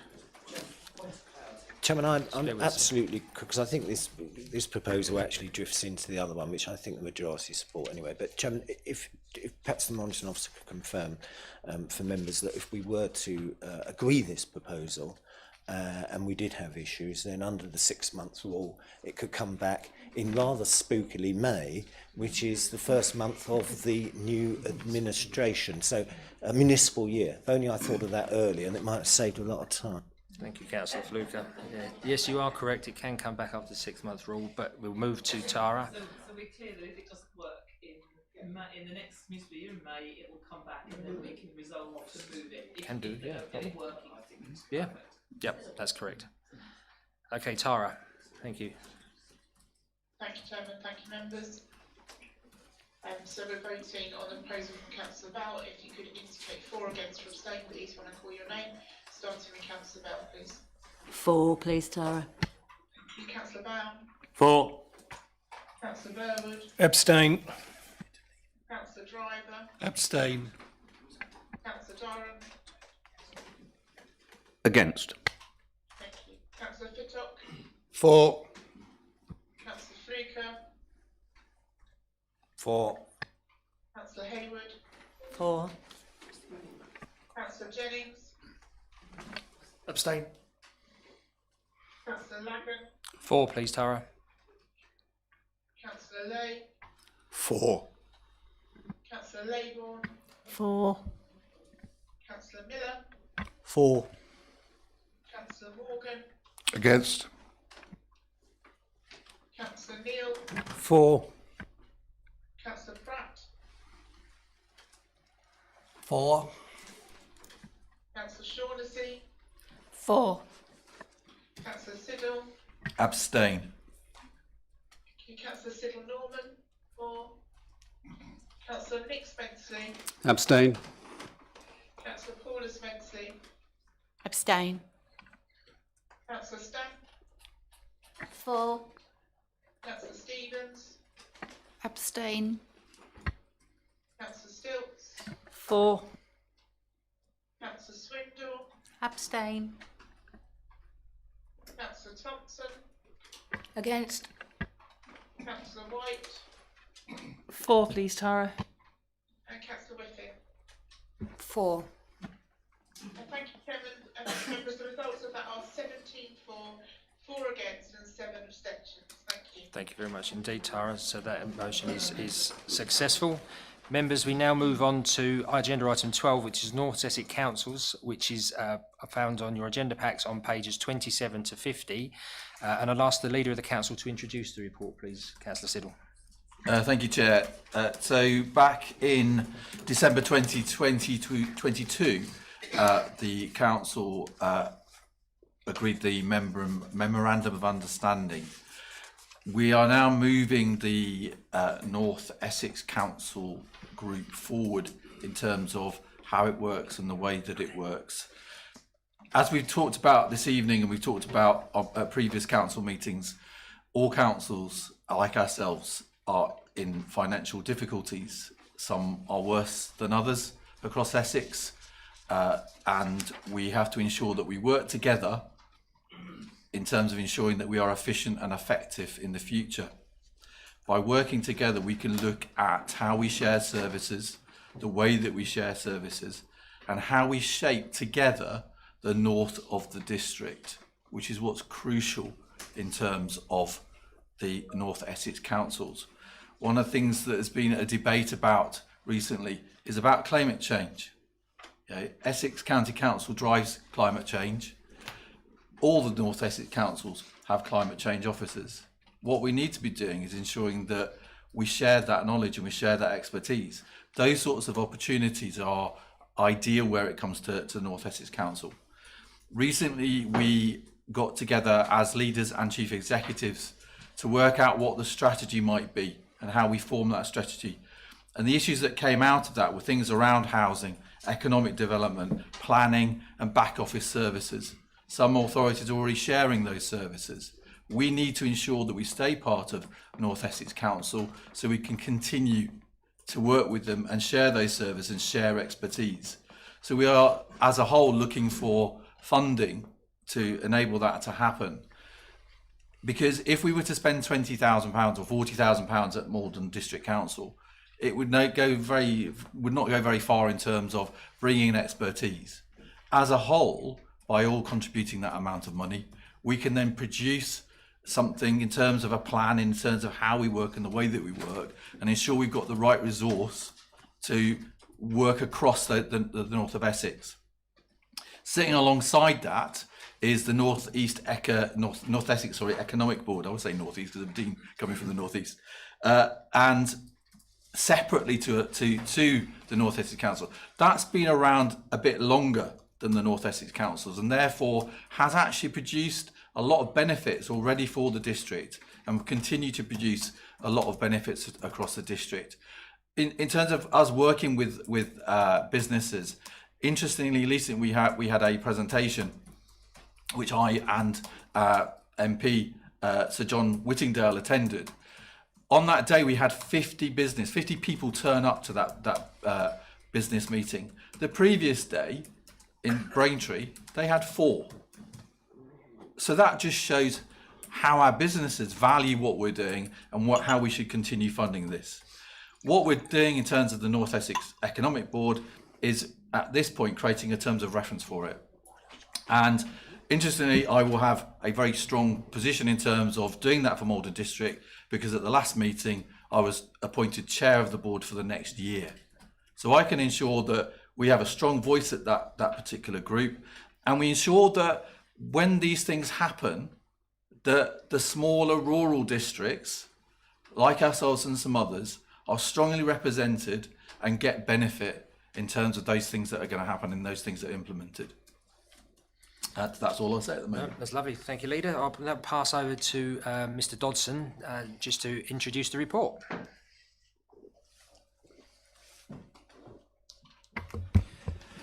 Thank you, Chairman. I don't have a great deal to add to what the Leader has said. I think the report sets out that, you know, the importance of North Essex councils and the work that's being undertaken there, as the Leader has said, particularly around some of those real big strategic issues around economic growth, housing, and working collectively with our partners. There are further opportunities as well around climate action. And it gives us both the opportunity as a council to have a more strategic approach with those partners, but also to have a really loud strategic voice with partners, including the county council, a potential combined authority, and with government when we're looking for resources. So really important work that's going on through the North Essex councils, the report clearly sets out the recommendations of the resourcing that's needed to continue with that important work. Thank you. Thank you very much, Mr Dodson. Open the chamber to members, and Councillor Stamp, you raised your hand first. Yeah, thank you, Chair. I've got a few points. Recommendation, you didn't read them out, so I can say on this, thank you. Little 3, it says for further funding 24-25 up to 40,000 will be considered as part of the 24-25 budget for the processes, blah, blah, blah, blah, blah. So that actually means considered but not agreed, does it? So if we go for that recommendation, it is agreed. So, okay, so based on that statement alone, what additional benefits are we going to get for the extra 20k than the 20k we're already getting? So that's question 1, please. Question 2 is on 3.9. And it says, I won't read it, members, because you get bored of listening to me like I get bored of listening to myself sometimes. It says, can I have more detail how this will happen and what will the process be? In other words, how are you going to deliver that statement? Also, it says 3.12, you've just actually mentioned, and I found quite fascinating, about the Braintree District Board, that going to be the accountable body, but they only had 3. So good luck on that one. So they obviously haven't got the support. It says there, it is proposed that Braintree District Council, building on the successful arrangements with the North Essex Economic Board, will be the accountable body for the NEC. Well, that's what it says on the report. So answer the question then, if you wouldn't mind expanding and telling members then what that means, because I obviously don't know what that means. So I've also said, what will MDC receive for the money? 20 grand this year and last year, and the 40 grand again. And also, what are the risks to the council if we put that money in there? Thank you, Councillor Stamp. Councillor Siddle or Mr Dodson, would you care to, which one would like to go first and to what question? I'm happy to. Yeah. Mr Dodson, thank you. Thank you. Taking them in order, the recommendation 2, recommendation 2 refers to 20,000 funding that's been put in this year. What recommendation 3 is saying that further funding in 2024-25 up to 40,000 will be considered as part of the 2024-25 budget process. And that would be, as it sets out, for the purposes of establishing a team to collectively represent the North Essex councils, establish a detailed terms of reference and a clear programme of work, and as the leader referred to develop that sort of strategy through it. And what it refers to in saying will be considered as part of the 2024-25 budget process is that that's been allocated within the budget process that this council is going through for next year, and that's within that funding, and that would be agreed through that process rather than through this report. That's what item 3 is saying, recommendation 3 is saying. Thank you, Mr Dodson. Certainly, leader. I'll sign up so Wendy can see me. In terms of the other thing that I was talking about, so one of the things that we're doing is in terms of the Let's Do Business, which is a NEB initiative, and it's part of that funding that we've already done in terms of the North Essex Economic Board. So Let's Do Business had an event in Braintree the day before we had an event in Maldon, and the event in Braintree, which was held on one of the industrial estates, targeted at that industrial estate, had 4 businesses turn up. The day after, in terms of Maldon district, and this to me signifies how important it is to the district and how we support our businesses and how we ensure that they get the right funding and get access to that funding. We had 50 people attend from businesses across the district. So to me, that sums up how valuable this work is. In terms of the North Essex Council, it is at an early stage.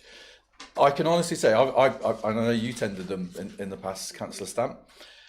In the past, they were too much of a talking shop. We want to change that, and that's where this funding will come in.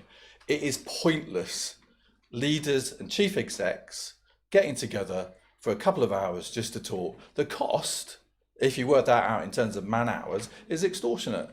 So to ensure that we are getting value, we have to have this action plan that is going to be formed.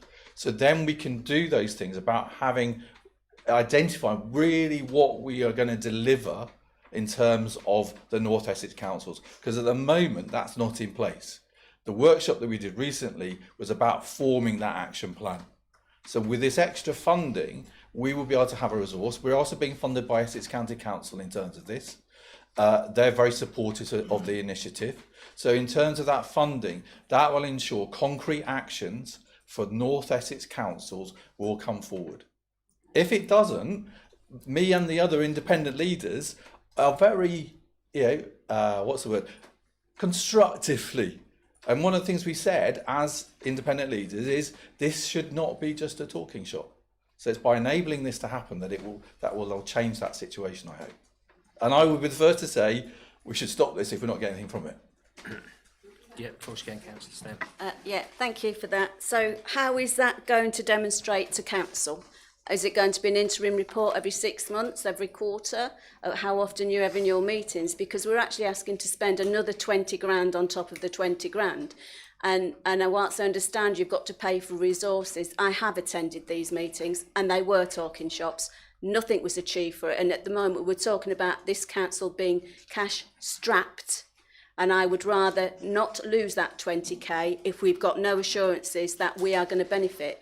And I congratulate your businesses at Maldon when you had, because we saw pictures online, so well done. But I would like to know how many businesses from where attended that meeting, how many was invited from Burnham, Southminster, I don't know, Bradwell, anywhere else. Because generally, hang on, in my experience, when it's been held at Maldon, it is always Maldon-centric, or that side of the area, and very rare do we get anything from Burnham. It's not a criticism, it's a question. Leader, thank you. I'm very, very happy to answer that question, and I can guarantee that there were people from Southminster and Burnham at that, because we talked about a lot of the Southminster and Burnham planning issues during the meeting as well. So Ms. Cable will be able to, if you want it, would be able to provide everybody who attended, because she would have the list of who the people that received or accepted an invitation to that meeting. So that information can be provided by Ms. Cable if you want to after the meeting. But I can guarantee that it really was across district. There was people from the Crouch Valley, from the vineyards, and there was also people from the north of the district as well. I can't remember when the next North Essex leaders meeting is, but I am happy to report that whenever we have a meeting, to come back and report to council along with Mr. Dodson about what we're doing, where we are, and the actions that are coming forward from it. Councillor Nick Spenceley, please. Thank you, Chair. I broadly support this proposal. I find the 2050 vision a bit of a leap of faith. When I worked in Southend, it was a particular leap of faith, given that Southend may be underwater by then, even if it hasn't been blown up by that ammunition ship which is lying out in the estuary. But and it's a difficult date to conceive of, particularly as I may be residing in one of our well-kept cemeteries by then. But thank you. But I think it makes absolute sense for authorities to work together. This is not a time to be working in isolation. We really do need that kind of collaboration, and I welcome the reassurance that it won't be a talking shop. Thank you very much indeed. Councillor Fluker. Yeah, thank you, Chairman. A couple of things, Chairman. I mean, the base question is look, we know how expensive it is to have a seat at a table. I went to Ikoyi last week. You might have seen it on Mastermind. I won't tell you how much it cost. But Chairman, how was this membership fee arrived at? Is it just a flat membership fee, or is it done on the size of the districts involved? Because clearly, you know, we aren't the same as Chelmsford, and we're not the same as Uttlesford. In fact, we are indeed the smallest of the districts, I think, in Essex. And I think I understand what Councillor Stamp was alluding to, but we're talking about £20,000 and then we're talking about £40,000, and just because it's in the budget doesn't mean to say we can afford it. You know, I can put a spaceship in my personal budget, but I can't afford it. So what we need to do, and I think this is what Councillor Stamp was alluding to, was measuring this and seeing what success looks like. You know, if after a year, or if after 18 months we've invested all this money and nothing's come back into the district of any tangible consequence, then we need to know. You know, because if we're spending money we don't have, we've got to be absolutely sure that we get something back from it. I'm delighted that you mentioned Southminster Leader, because two of the largest employers in our district are actually in Southminster, and I did pass their names on to the commercial team, and I look forward to seeing that email of who was actually there, because if they weren't, I'll remind them to go next time. Thank you. Thank you very But much. I think the question about measuring success, Chairman, is... Yeah, Mr Dodson, do you want to respond to that? Yes, thank you, Chair. As the leader said, we'll report back regularly from meetings. As the strategy is developed, it will have performance indicators in, and obviously those will be able to be shared. I just wanted to assure that, you know, there's already significant tangible work coming out of this, as well as the North Essex Economic Board work that has been reported back to the council through the Strategy and Resources Committee. North Essex Councils itself will be holding a housing summit where it's looking at tangible outcomes of how we collectively address the housing issues. You know, it's been identified through the work of the group that housing is one of the key strategic challenges, not just for us as a council, with the challenges around temporary accommodation and increase in waiting lists, but also the financial impact that it's having on a number of councils. And we're seeing councils raising risks around Section 114 notices because of the pressure of housing. And I think 20,000 or 40,000 is really good value for money for us if it enables us to work collectively to avoid those issues. But members are absolutely right that we need to report back on that and demonstrate how progress is being made with that funding. Thank you. Thank you, And Chairman, I think that's a really good answer, but I think you missed the question early on and about how the membership fee or the contribution was fixed at. Thank you. It is a flat fee. Lovely. Thank you, Mr Dodson. Councillor Fittock. Thank you, Chair. I mean, looking at the recommendations, the £20,000 is actually coming from the Transformation Fund, so that won't impact general reserves at all. With respect to the £40,000, it might well be that the directors find ways to actually, if you like, not actually increase that cost, but by using resources that we've got. But there has to be a backstop to say if they can't find the resources within the organisation to do so, then we have to be prepared to fund this moving forward. I mean, I totally agree. I mean, if we don't learn and work with other organisations, we're not going to be able to move forward because we are constrained with quite a small authority, but we need the structure that a big authority would need. So, I mean, nobody can know everything. So if I'm sure that the whole purpose of this is that over a period of time to make us more efficient by understanding what other councils do. But more importantly, to do so, you need the space to do it. You know, you need resources sometimes to think outside the box and just go away and look at these matters and not necessarily constrained by the job that they're doing on a normal daily basis. So, you know, I am supportive of that principle. I totally agree we've got to get it delivered and show results, but that might take a little while because often these things are going to take 1, 2, 3, 4 years. You're looking at things strategically, but I'm certain that the directors wouldn't be wanting to do this unless there was tangible benefit at the end of it, because they fully understand the pressures the council's under, and it's not going to go away this year. It's going to be, every year is going to be the same pressure, so I'm sure the money will be well spent. Thank you, Councillor Fitter. Councillor White. Thank you. Thank you, Mr. Chairman. Well, I was sort of in favour of this until I hear we're paying a flat fee, and I'd like to know who agreed that when Epping Council has a multi-million turnover, and I think they invested 25 million just into a leisure facility this year, and I think they invested I think their planning is 2.75 million. They allowed for that in 2022 to cover their planning. And if you compare that to our budget, the fact we're all paying the same amount, I'm very concerned. I'd also like to know with the North Economic Board how much funding we received out of that. Highways East, who told us in meetings that we were going to be down the end of the line after all the other larger authorities who have got a greater need, how much funding we've got from that. And I'd also like to say, could we have a break after a year that if we receive no funding, that we review it? And I'd also like officers to go in and say that we don't accept a flat fee, that it has to be proportionate. I mean, a flat fee for these massive authorities and us.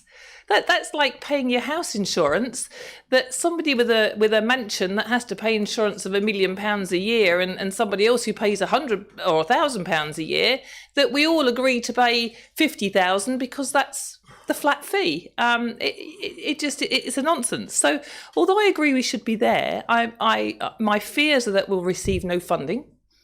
And I think there should be a clause that if we receive no funding, that we can pull out. And the other thing is that we review the funding structure, because a flat fee is not fair. It's not fair on our council, and it's not fair on our residents to pay the same as Epping and Thurrock and all these other councils. That they must be laughing that we're all paying the same amount of money. Thank you, Councillor White. Mr. Dodson. Thank you, Chair. If I can start with the flat fee, I think that the fee is based on the potential benefits that each of the councils receive, which is the same. Actually, it could be argued that it's greater for a small council, the benefit that we'll receive from being part of this. So it's based not on the size of the organisation, but of the value that's likely to be received through this arrangement. In terms of receiving funding, I think that statement's based on a misconception. Transport East, for example, isn't a funding body. Transport East is a strategic body. This would not be a funding body from which we would receive funding. It would be a body through which we set strategic direction. We look at how we work on shared projects, and there would be benefits that are both tangible through the example I gave around housing, where we might put together joint approaches that reduce the risk to the council and enable us to address some of those needs around things like temporary accommodation through joint purchasing. So there's a lot of opportunities that aren't directly about receiving funding, and it isn't a funding body. Thank you, Chair. Thank you, Mr. Dodson. Councillor White, just want to come back quickly. If I could come back, well, my concerns with the housing are Thurrock has received an awful lot of people from the London boroughs who can't afford to house them, and I do hope that we don't agree to fund an awful lot of homeless people in our district, because we need our district residents to come first. And we keep talking about the financial benefits. I mean, Highways East is a lobbying body that we pay money into, or Transport East. And they lobby for funding, but we've not got anything back for the money we've put into it from Transport East, because when I spoke to them about wooden ferrers, they just said you won't meet the need criteria, because the A13, the A120, the main corridor is what will receive the funding, and you will not be able to make up a suitable argument to gain funding. So I am concerned about that, and I do hope officers go back to discuss it, because if all we're doing is talking, it is just a talking shop. So I say I support it, but with a few big caveats, and we must see an outcome. and it must be reviewed after that outcome, and we must review the flat fee because that's just not fair. Thank you, Councillor White. Councillor Durham, please. Yeah, thank you. Thank you. Mr. Dodson did his best to explain the fact that this has absolutely nothing to do with getting funding. Nothing whatsoever. Nor is it anything to do with highways, and the highways that Councillor White has just mentioned are part of the responsibility of Highways England. There isn't a single piece of tarmac in the Maldon district that is the responsibility of Highways England. Let's just establish the situation. We have 12 districts across the county in Greater Essex.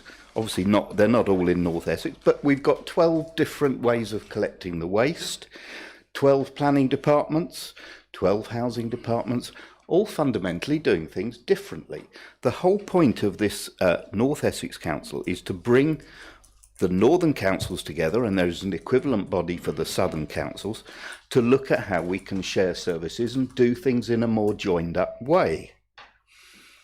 There is absolutely no doubt, we all know, we've spoken about it numerous times tonight, that there is significant financial pressure, not only on Maldon, but on more or less every single district. There are some in North Essex that are doing better than others, but that's another matter altogether. So this is an opportunity for us to work together to potentially share services, because we can only survive if we reduce our costs. And one of the ways that we can do that is to share services by some of our neighbours in other authorities. So yes, this is absolutely essential that we have a seat at the table, that we are talking to our nearest neighbours, and in fact as far away as Attlesford, and which is a different matter altogether, and tendering. But we cannot go it alone anymore. Those days have gone where little old Maldon can look to operate all of its housing, its waste collection, planning, etc. We know we have a shortage of planning officers. Everybody does, but surely there is a way of pooling our resources, and we are stronger together than we are trying to go it alone. Thank you. And no reference to starships or Elon Musk either, so be out of this world. Members, before we move over to the recommendation to vote, I'd just like to say that thank you for the report, because I thought the report was very succinct and clear. It's sort of easy to look at that. I'm very much in favour of this, having been a previous council officer, and I think the comments that Councillor Durham has said are quite correct, that we do need to work together, because it links into my aspirations of growth. Because, as I said, I'm not about the cuts so much, so it gives us all the opportunity to have that seat at the table, because we are small, but we have a voice and we deserve to have that voice there. So that's my personal views on that. So members, we've had a very robust debate. I'm going to put the recommendations together, if that's acceptable to members. So we have recommendation 1, that Maldon District Council, the council will work in partnership with those councils set out in paragraph 3.1 and will collectively be referred as the North Essex Councils, open brackets NEC, close brackets. Little 2, that the council contributes 20,000 from the transformation reserve in 2023-2024 to enable resources to be put in place to manage the work of the partnership. And little 3, that further funding in 2024-25 of up to £40,000 will be considered as part of the 2024-2025 budget process for the purposes of establishing a team to collectively represent NEC, establish a detailed term of reference for NEC, and develop a clear programme of work. I so move. Do I have a seconder? Councillor Paula Spenceley, second. Members, do we agree by assent? No? Councillor Stamp? Chairman, do you mind if we have a separate budget line for the two 20,000s then when it comes through? So with 20,000 we agreed, and the following 20,000 to be considered when it comes to this council, so we don't forget. Well, I think it's covered, Councillor Stamp, I think it's covered in little 3. I understand that, but it may come as 40 grand, and people may forget that it was 20 grand, and it's an additional 20 grand. No, maybe I'm confused. It's yeah. So this is next year's budget is 20,000, and then going forward, to 24-25. So further funding will be up to. Yeah, it says that further funding 24-25 up to 40,000 will be considered. 20 this year, 40 in future. Yeah, 20 this year, 40 in future years. Yeah, considered. Yeah, and that will be clarified in the budget. Okay, members. So I put those recommendations to the chamber. Is that agreed by assent? Agreed by assent. Any dissent? No, Tara. That was all agreed. Thank you very much indeed.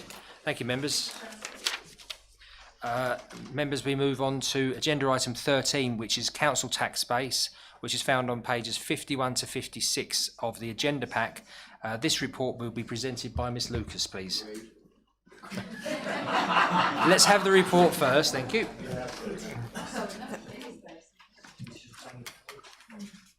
Thank you, Chair. So this report sets out the requirement of the council to agree its tax base for the financial year 24-25 in order to set its council tax requirement as part of the budget setting process. The council also has to notify its tax base to other preceptors, including Essex County Council, Essex Fire Authority and the Police and Crime Commissioner for Essex, as well as the parish and town councils, in order that they can also set their council tax for the next financial year. So council is asked to approve the council tax base for 24-25 at 26,400.2 as detailed in Appendix 1 and Appendix 2, where it's also broken down by parish and town council. Overall, this represents an increase of 507.9 Band-D equivalent properties for the next financial year, which equates to 1.96% increase on the current year tax base. I think that's all I need to say. Thank you, Chair.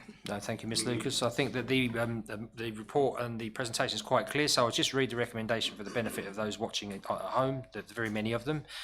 We have one recommendation that in accordance with the local authorities' calculation of tax-based regulations 2012, the amount calculated by Maldon District Council as its council tax base for the 2024-25 year shall be set at 26,400.2. Do we have a seconder for the recommendation? Great, Councillor Durham. Members, is that agreed by assent? Agreed. Thank you, members. Much appreciated. We move to agenda item number 14, and this is a member vacancy which is found on pages 57 to 58. And this is to consider the report by the Director of Strategy and Resources, which should probably be a very small report. Mr. Dodson. Thank you, Chair. Yeah, very straightforward report. Councillor Jennings has resigned from the Strategy and Resources Committee, the seat that was allocated through the statutory annual meeting. It's a Liberal Democrat seat based on the political balance, and the Liberal Democrat group has confirmed Councillor Nick Spenceley as the nomination for the vacant seat, and asked Council to ratify. Yeah, well, basically, that a bit. Thank you very much indeed. That speeds things up. Mr. Dodson, don't sit down, please. Well, you actually stand up, sit down, because the leader's going to introduce 15, the Essex-wide devolution update. So the leader will introduce, and then we'll go to Mr. Dodson for the verbal update. Thank you. Okay, thank you, Chair. So the devolution has moved forward. We, again, at the Essex Leaders meeting, we went through the agreement for the combined authority.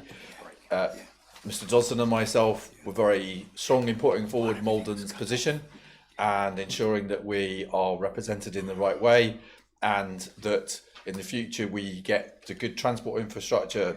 Obviously, education is going to be part of the combined authority. And one of the matters we raised was that people in the Dengie can't even get a bus to go to the colleges. So that's crucial in terms of any devolution agreement, in terms of ensuring that Maldon is represented in the right way.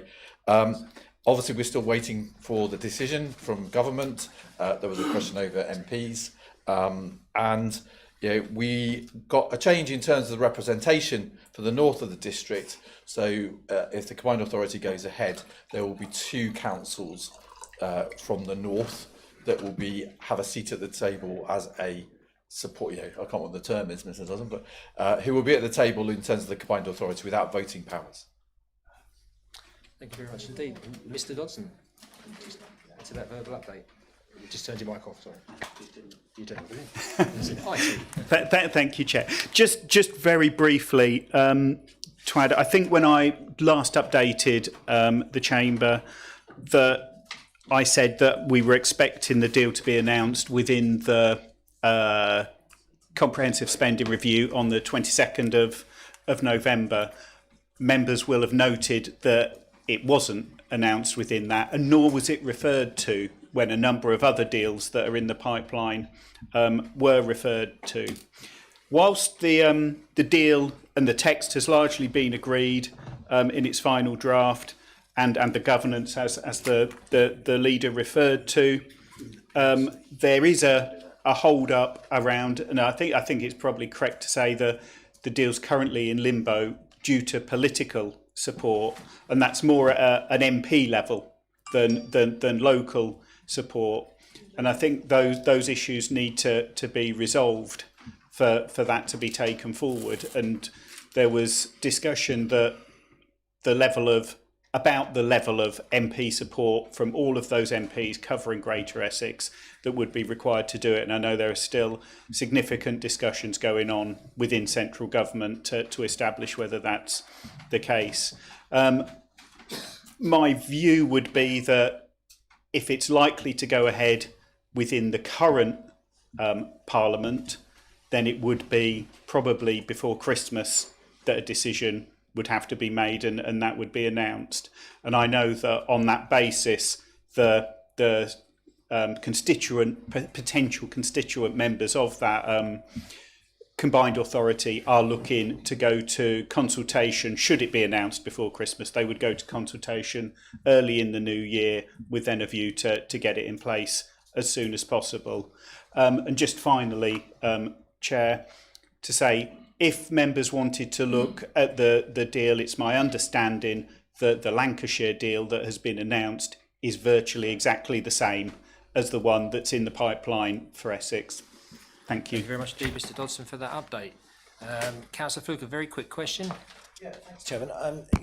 Interesting. I saw the Lancashire deal, and I did note that from what I could research, most of their MPs supported it. Chairman, I think most people have seen the comments of Mark Francois' MP, who is an Essex MP, and I also note that a lot of our local MPs are silent on this issue. I mean, Mark Francois said it would result in more costs to all local authorities, and that it was about the creation of more jobs in local government, and was something of an ego trip for some of those involved. I wondered if Mr Dodson and Councillor Siddle concur with those comments, and if not, why don't you? Because they appear to be the same as those that are coming from the majority of MPs in Essex.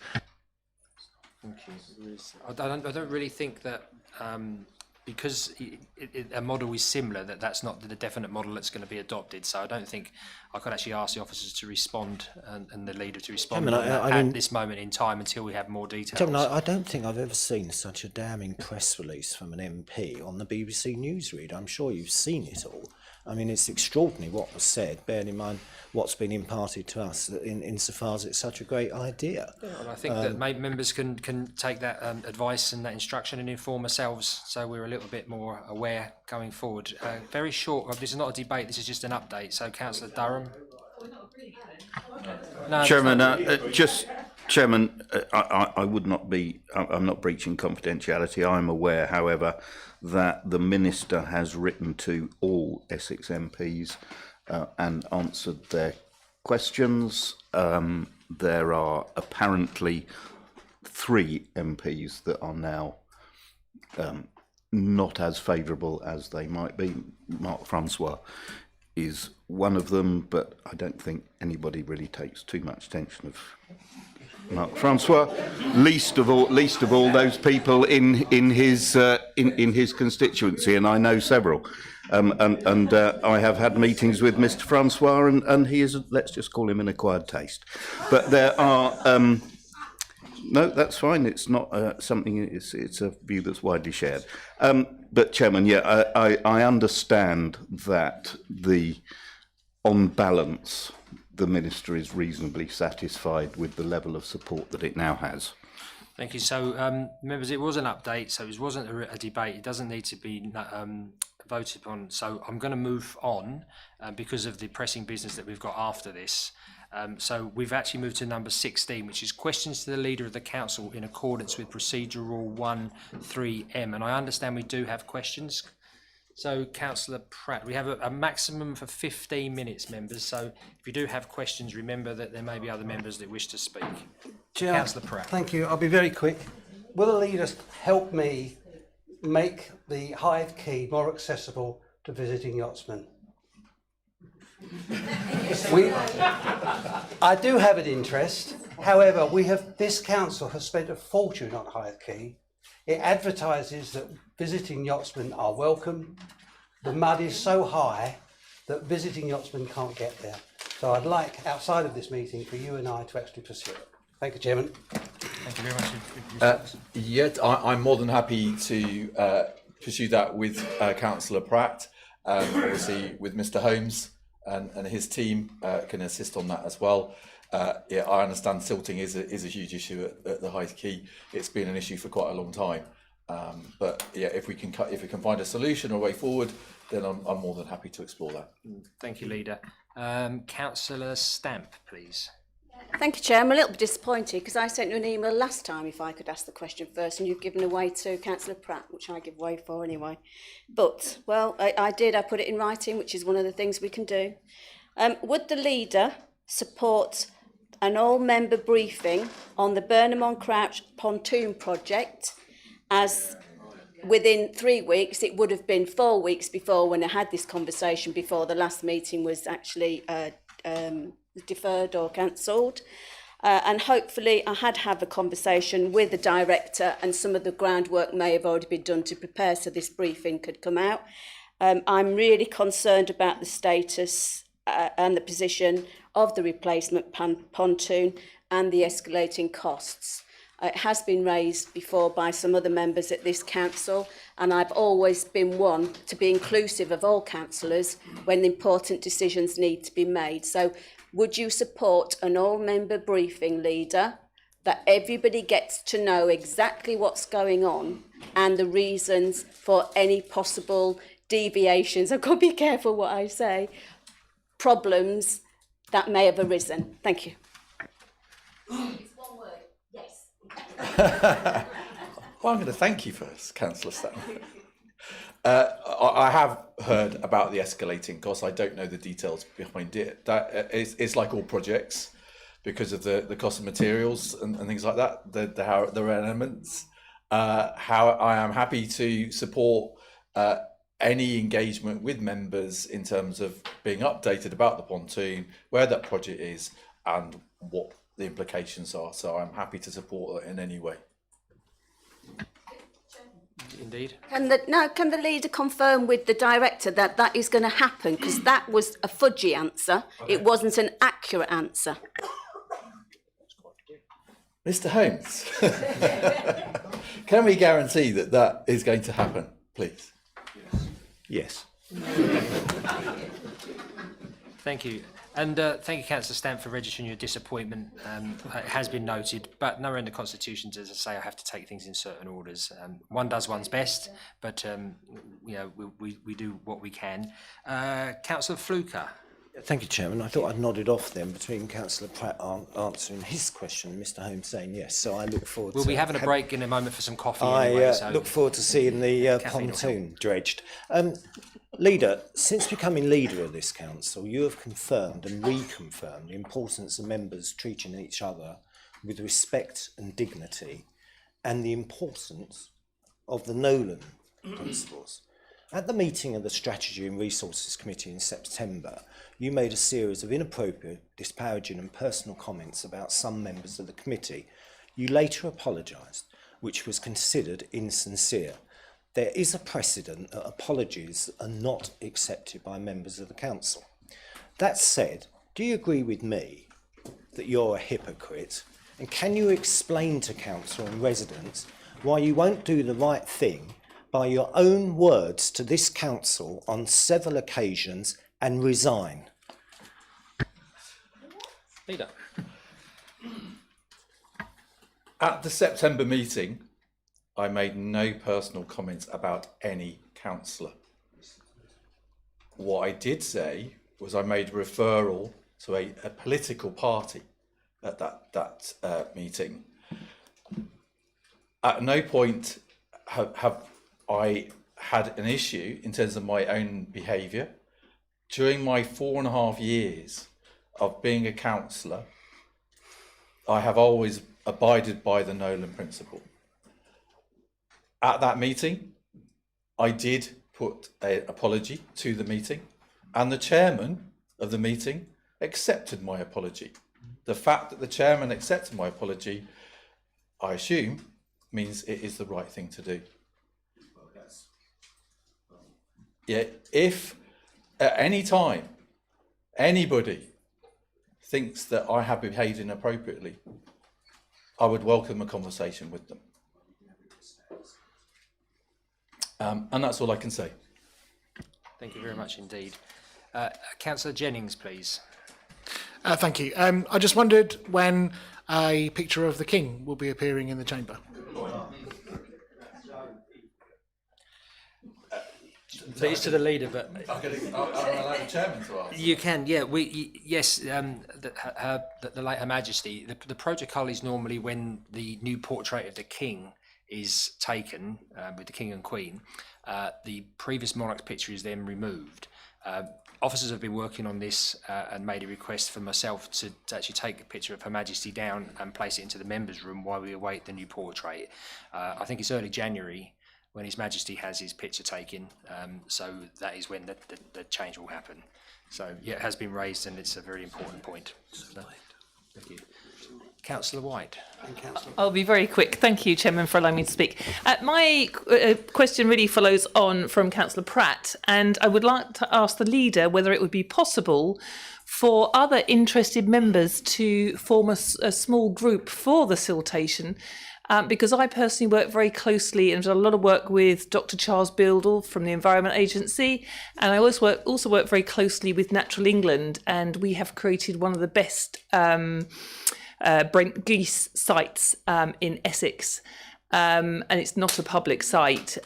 So I have a lot of knowledge on this. It is important. So I wonder if the leader would agree with me that it would be useful to include other informed members within a siltation group or a river blackwater group, because it is really important. And I know that they say the anti-fouling and the molluscs are a bit of a problem, but there has to be a balance somewhere. And I think if we have the will, we can achieve it, because we need to support the barges, we need to support boat users, and we need to support Maldon and the district is what we're famous for. Thank you.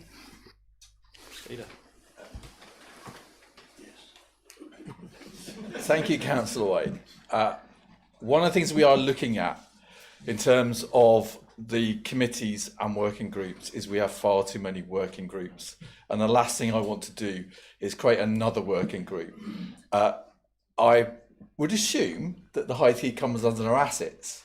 So therefore, if there is something around assets, the river, that would be the appropriate working group for that discussion to take place in. So if that is something that would need to go to that particular working group, I'm sure that working group would be happy to welcome that. And also, for anybody who's interested, if they're not a member of the working group, to participate and get involved. Thank you, Leader. Councillor Bell. May I come back? No, you didn't have that. Yep, certainly can.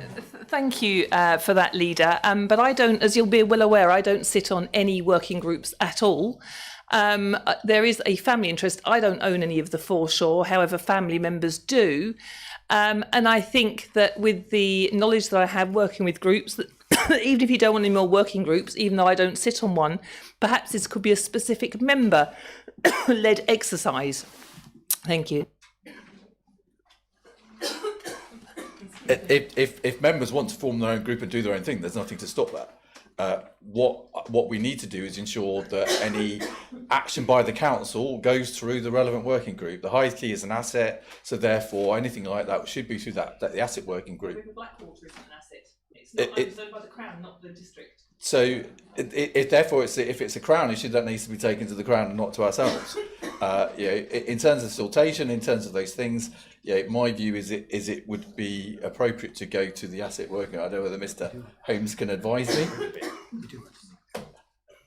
Thank you very much indeed. Chairman, sorry. Yes, certainly can. Uniquely, we do own the River Blackwater. You don't own all of it. We own up to the high water mark, which is fairly unique in our district. And obviously, siltation is a river-wide issue. It doesn't respect that boundary. So just wanted to make the point that we are in that unique position. Thank you very much. Councillor Fluker. Thank you, Chairman. Just because of my earlier motion, it doesn't mean to say I don't want to work with the leader, and I did actually send him an email just then to try and help him out. Oh, right, okay. Right.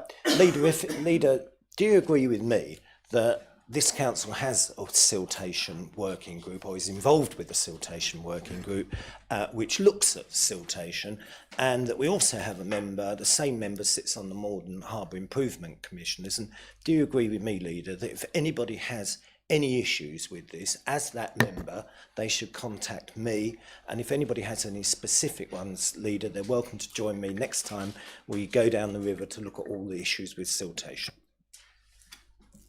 Yes. Excellent. Councillor Durham.